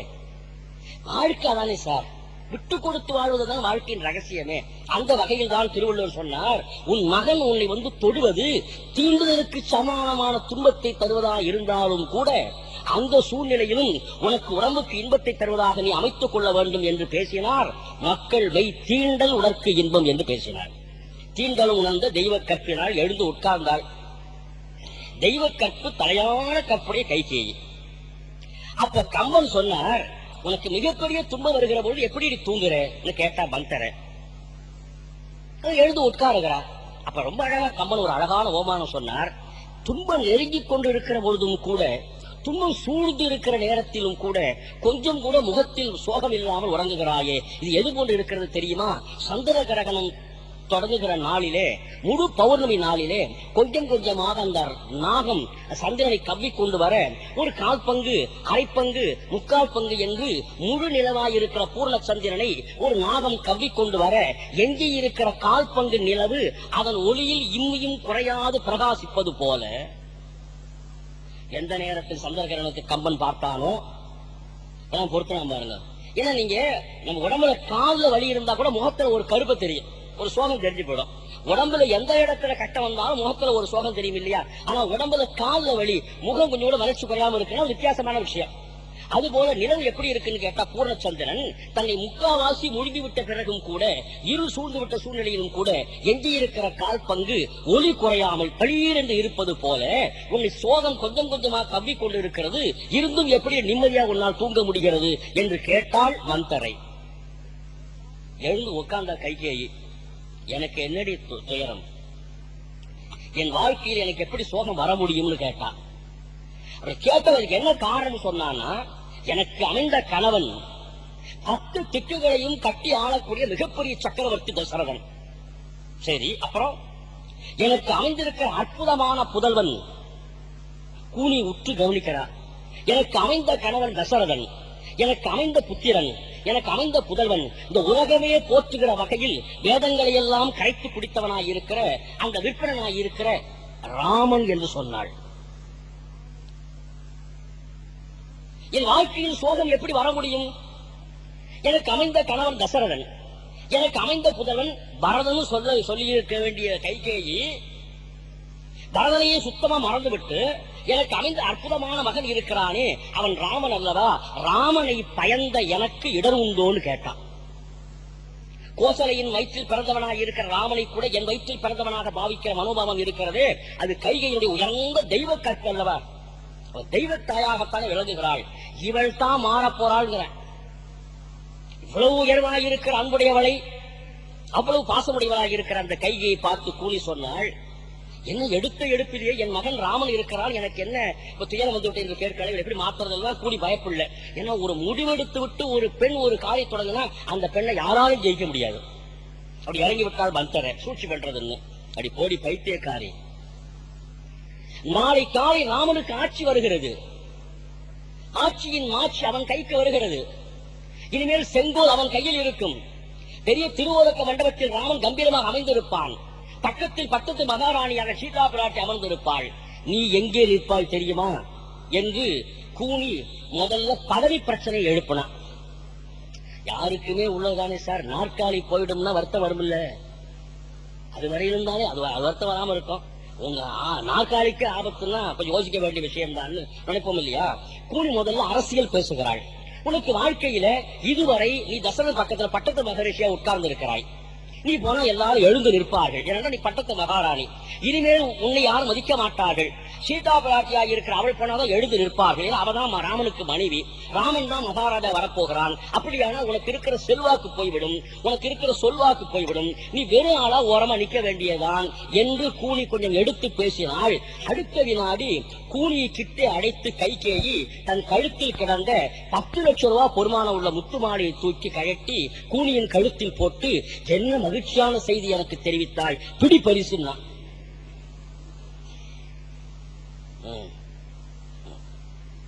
கைகேயிக்கு இதை விட மகிழ்ச்சியான செய்தி வேறு ஒன்று இல்லை என்று அவள் பேசுகிறாள். அற்புதமான செய்தியை சொன்னாய் கூலி, வேறு யாரும் சொல்லவே இல்லை இதுவரை, எனக்கு நீதான் முதல் சொல்லி இருக்கிறாய், இந்த பிடி பரிசு என்று ஒரு முத்துமாலையை கட்டி கூலியின் கழுத்திலே போட போனால், அதை கூலி கையில வாங்கி எனக்கு பரிசா கொடுக்கிறாய், அடி பாவி எனக்கு பரிசா கொடுக்கிறாய் என்று வேகமா ஓங்கி தரையில் அடித்தாளா. அந்த முத்துமாலை சுக்குநூறா நொறுங்கியது. கம்பன் எழுதினான், முத்துமாலை எடுத்து வீசி எறிந்தாள். அவளுடைய வேகம் எப்படி இருந்தது என்று சொன்னால், அந்த தரையில் கொஞ்சம் குழி வந்து விட்டதுன்னு எழுதினான். அந்த வயசான மந்தரைக்கு எவ்வளவு பலம் பாருங்க, அவ்வளவு வஞ்சகம், அவ்வளவு வேதனை அவளுக்கு. எனக்கு எதற்கடி முத்துமாலை அறிவிக்கிறாய்? உடனே அப்படியே திரும்பி நின்றுட்டா. பரதா நீ மிகப்பெரிய பாவம், எப்படி பேசுறா பாருங்க, கையை உட்கார்ந்து இருக்கிறா, அவளை விட்டுட்டா. பரதனே நீ மிகப்பெரிய பாவம் பண்ணிட்டடா, உனக்கு உங்க அப்பாவும் எதிரி, உன்னை பெற்றவளாக இருக்கிற கைகேயி எதிரியா போயிட்டா, இப்படி ஒரு பாவம் பண்ணி பிறந்திருக்கிறியாடா பரதா பரதான்னு. ஏன்னா பரதா போய் கைகை நாட்டுல இருக்கிறான் அவங்க தாத்தா வீட்டுல, அப்ப சொல்லி அழுதாள். உடனே கைகேயிக்கு என் மகனாக இருக்கிற பரதனை பார்த்து இவ்வளவு துக்கத்தோடு அழுகிறாள் என்பதற்காக கையை பிடிச்சு திருப்பி எழுஞ்சி அழற. நல்ல நிகழ்ச்சி நடைபெற போது ஏன் அழுகிறாய்? பின்ன என்ன பண்ண? பரதனுக்கு ஆட்சி என்று இருந்தால் எவ்வளவு மகிழ்ச்சியாக இருக்கும். நாம் அதற்காகத்தானே வாழ்ந்து கொண்டிருக்கிறோம். என்ன இருந்தாலும் பரதன் ஆட்சி இல்லை என்று சொன்னால் ராமன் ஆட்சியில் மகிழ்ச்சியை தரும் என்று சொல்லி மீண்டும் சொன்னால், உடனே கைகை அவளை அடிப்பதற்காக கையை ஓங்கி, இனி ஒரு முறை சொல்லுவாயானால் இந்த கோசல நாட்டில் மூத்த மகனாக இருப்பவனுக்கு தான் ஆட்சி என்பது சட்டம், சம்பிரதாயம், மரபு. ஏனென்றால் மயில் குலத்தில் வந்தவர்கள் நாம். நான் முதல் நாள் சொன்னேன், கா உசலம் கோசலம். உசலம்னா மயில், மயில் மரபிலே வந்தவர்கள். மயிலிட்ட என்ன ஒரு பெரிய சிறப்பு உண்டு என்றால், மயில் இடுகிற முதல் முட்டையில் பொறிக்கிற குஞ்சுக்கு மட்டும்தான் கொண்டை இருக்கும். அடுத்து வருகிற முட்டை பிறக்கிற குஞ்சுகளுக்கு எல்லாம் கொண்டை இருக்காது. அப்படியானால் முதல் முட்டை தான் கொண்டையுடைய முட்டையாக குஞ்சாக வர முடியும் என்பதனால் முதல் மகனுக்கு தான் ஆட்சி உரியது என்பதை சம்பிரதாய ரீதியாக காப்பாற்றுவதற்காகத்தான் நாட்டை கோசல நாடு என்றும் மயில் மரபில் வந்தவர்கள் என்று வைத்து ராமன் மூத்தவன் என்பதனாலே அவனுக்கு ஆட்சி கொடுக்க முடிவெடுத்திருக்கிறார் என்னுடைய கணவர். என்ன தப்பு இது? இனி ஒரு மொழி பேசாதே, நீ பெண் என்பதால் உன் நாக்கை அறுக்காமல் விடுகிறேன். ராமனுக்கு ஆட்சி வேண்டாம், பரதனுக்கு ஆட்சி என்று பேசுகிறாயே, அடி பாவி என்று கைகேயி மீண்டும் ஏசினாள். கூனி இனிமேல் பேசி ஒன்னும் ஆக போறது இல்லைன்னு சோர்ந்து போயிருக்கலாம் இல்ல. நாம வந்து அப்படித்தான் போயிருப்போம், இனிமேல் ஒண்ணும் எடுபடாதுன்னு. ஆனா அவ இதுக்கெல்லாம் சளைச்சவில்லை. மீண்டும் பேசினாள் கைகேயி, நீ என்னை கடுமையாக எவ்வளவு பேசினாலும் நான் கவலைப்படவில்லை. ஏன் தெரியுமா? கேகய மன்னனாயிருக்கிற என் மகாராஜா, ஏன்னா இவளுக்கு அவன் தான் ராஜா, அங்கிருந்து வந்தவன். என் கேகை மகாராஜாவா இருக்கிற அவளுக்கு நன்மை செய்யத்தான் நான் வந்திருக்கிறேன். அது மட்டும் இல்லை கைகேயி, ஒன்றை மறந்து விட்டாய். ராமன் உன் புதல்வன், ராமன் உன் புதல்வன் என்று பேசுகிறாயே, இது எதுவரை நிற்கும் தெரியுமா? ராமன் ஆட்சிக்கு வருவதற்கு முன்னே வரை நீ நினைப்பது போல் மாற்றான் மகளாக இருக்கிற அவள், அவன் உனக்கு மகனாக இருப்பான். ஆனா அவன் கையில ஒரு பதவி வந்துருச்சுன்னா, பணம் வந்து விட்டால் எல்லா பாசமும் பறந்து போய்விடும் என்று பேசினாள். உலகத்துல ஒரு இயற்கை உண்மையை சொல்றேன், எல்லா பந்தபாசமும் இருந்துகிட்டு இருக்கும் பணம் வர்ற வரை. லாட்டரி சீட் நாங்க இப்ப எடுத்துட்டாங்க. லாட்டரி சீட்ல இருந்த காலத்துல எல்லாம் நமக்கு எப்பொழுதுமே யாருக்கு பரிசு விழுந்தாலும் வருத்தம் இல்லை. ஏன் தெரியுமோ? அவங்க யாரும் நம்ம சொந்தக்காரவங்க இல்லை. நல்ல வேளையா லாட்டரி சீட் இருந்த 10-15 வருஷம் 20 வருஷமா எந்த வாரம் 10 லட்சம் விழுந்தது, 1 லட்சம் விழுந்தது, ஒரு 2 லட்சம் விழுந்தது, நான் பேப்பர் படிக்கிற போதெல்லாம் எனக்கு இன்னும் வருத்தம் இல்லை. ஏன்னா மரணம் என் தம்பிக்கு விழல, எங்க அண்ணனுக்கு விழல, எங்க அண்ணனுக்கு விழல, அதனால எழுத்து வீட்டுக்காரருக்கு விழல. அப்ப என்ன, மனித மனமே எப்பொழுதுமே யாராவது ஒரு சௌரியமாக இருந்தா மகிழ்ச்சிப்படுவான். நமக்கு நெருங்கினவங்க இருந்தா தாங்கிக்க மாட்டோம். இது உலக இயற்கை. இதுல வென்று வந்தாத்தான் பெரிய மனிதன் என்று அர்த்தம். அது எழுதுகிறா, சொல்றா கூனி, ராமன் உயர்ந்தவன் தான் பதவிக்கு வரும் வரை. ராமன் மிகப்பெரிய மாண்புடைய மகன் தான் ஆட்சிக்கு வரும் வரை. ராமன் ஒரு அற்புதமான சமுத்திரன் தான் அவன் கையில் கஜானா வரும் வரை. நீ ஒன்றை மறந்துவிட்டு பேசுகிறாய் கைகேயி என்று சொல்லிவிட்டு, பெறல் அரும் திரு பெற்ற பின் சிந்தனை பிரிதான். மனித மனசே அப்படித்தான்ப்பா இருக்கும், உனக்கு உண்மை தெரியாது என்று சொல்லி பேசினால் அப்பொழுதும் கைகேயி மனசு மாறல. இவ்வளவும் பேசி பார்த்தா கூடி கொஞ்சம் கூட மனசு மாறல கைகேயி. அடுத்து கடைசியா ஒரு நாகாசுரத்தை எடுத்து போட்டான். அதுதான் கைகேயி மனம் மாறிட்டான். அது என்ன நாகாஸ்திரம்?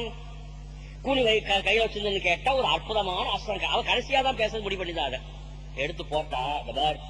கைகேயி, என்னடி இதுவரை உன் கணவனாகிய தசரதன் ஆட்சியில் இருக்கிறான். உன் தந்தையாயிருக்கிற கேகய மன்னனுக்கும் சீதையின் தந்தையாயிருக்கிற ஜனகனுக்கும் எப்பொழுதும் விரோதம் உண்டு. உன் தந்தையாயிருக்கிற கேகயன் ஜனகனை நோக்க பலகீனமானவன் தான்.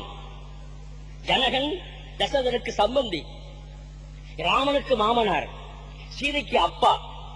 ஆனா அந்த ஜனகன் எப்பொழுதும் கேகய மன்னனாயிருக்கிற உன் தந்தையை குறிவைத்துக் கொண்டே இருக்கிறான். ஆனா இதுவரை ஏன் உன் ஜனக மகாராஜாவா இருக்கிற அந்த மன்னன் உன் தந்தையாயிருக்கிற கேகன் சண்டைக்கு வரவில்லை என்று சொன்னால், கேகனுக்கு நாம் சண்டை கொடுப்போமையானால் கேகயனாயிருக்கிற உன் தந்தை தன் மருமகனாயிருக்கிற தசரதனாயிருக்கிற கணவனை துணைக்கு கூப்பிட்டான்னா தசரதன் பிளஸ் கேகய மன்னன் ஜனகன் தூசா போயிடுவான். ஆதலினாலே உன் கணவன் கையில் ஆட்சி இருக்கிற காரணத்தால் உன் தந்தைக்கு இதுவரை ஆபத்து வரவில்லை. நன்றாக யோசித்துப்பார். நாளை காலை ராமன் ஆட்சிக்கு வந்து விடுவானேயானால், ஜனகன் போர் செய்ய முடிவெடுப்பாரையானால், உன் மகன் என்கிறாய ராமன் அவன் யார் பக்கம் போவான்? மாமனார் பக்கம் போவானா, தாத்தா பக்கம் போவானான்னு கேட்டான். நீ எடுக்கிற இந்த தவறான முடிவினாலே உன் தந்தையின் வாழ்க்கைக்கு ஆபத்து வந்து விட்டது. ராமன் என்னைக்கு ஆட்சியில் உட்காருகிறானோ அடுத்த நாள் ஜனகனாயிருக்கிறவன் கேகனாயிருக்கிறவன் தந்தைக்கு குறி வைப்பான். அப்போ இந்த நாட்டின் அரச பதவி, அரச பலம் ஜனகன் பக்கம் சேருமே தவிர உன் தந்தையின் பக்கம் சேர வாய்ப்பு இல்லை. மாமனாரும் மருமனும் சேர்ந்து கொண்டு உன் தந்தைக்கு ஆபத்து விளைவித்து விடுவார்கள் என்று சொல்லி முடித்தாள் கூனி. கையை எழுந்து 7 நாட்களில் உட்கார்ந்தான். இங்க வான்னு கூப்பிட்டான். என்னன்னு கேட்டா, எங்க அப்பாவுக்கு ஆபத்து வந்துடுமான்னா. இந்த பெண்களுக்கு இருக்கிற பெரிய பலமும் பலகீனமும் அப்பா பாசம். அதை ஒண்ணும் செய்ய முடியாது. அதை போய் நம்ம கோவப்பட்ட பிரயோஜனம் இல்லை. ஒரு கணவர் தன் மனைவி கிட்ட நல்ல பேர் வாங்கணும்னா அவங்க அப்பாவை பத்தி ஒரு வார்த்தை பேசப்படாது. அதை ரகசியமா நம்ம தெரிஞ்சு வச்சுக்கணும். ஆண்கள்லாம் நீங்க வேணும்னு வம்புக்கு இழுத்து உனக்கும் அறிவில்லை உங்க அப்பாவுக்கும் அறிவில்லைன்னா இந்த பாருங்க, என்ன எது வேணாலும் சொல்லுங்க, நான் வாக்கப்பட்டு வந்துட்டேன்.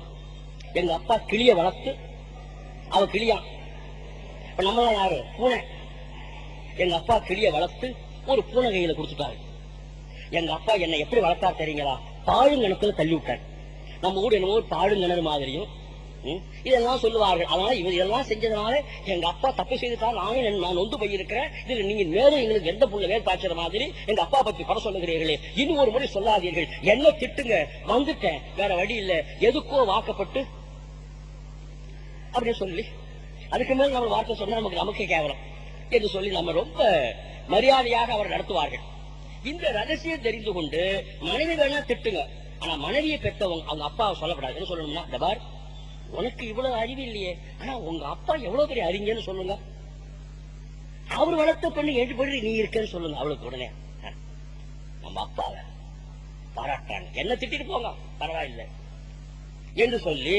ஆனா அந்த பெண்ணும் பேச்சுக்கு பேச்சு உங்களுக்கும் அவ்வளவு சரியா சிக்கனம் வராது, உங்க அம்மாவுக்கும் வராதுங்க கூடாது. அவ சில நேரத்தில் பெண்கள் பேசும்போது உங்களுக்கும் தான் சரியா யோசிக்க தெரியல, உங்களுக்கு மட்டுமா உங்க குடும்பத்துக்கு அப்படித்தானே இருக்கிறது. அப்படி இந்த குடும்பத்தை எடுத்து பேசுறது ஒரு நல்லதில்லை. இந்த சூழ்ச்சியை தெரிந்து வைத்திருந்தால் அந்த சைக்காலஜி, இந்த லேடி சைக்காலஜி இருக்கிறது ரொம்ப முக்கியமான விஷயம்.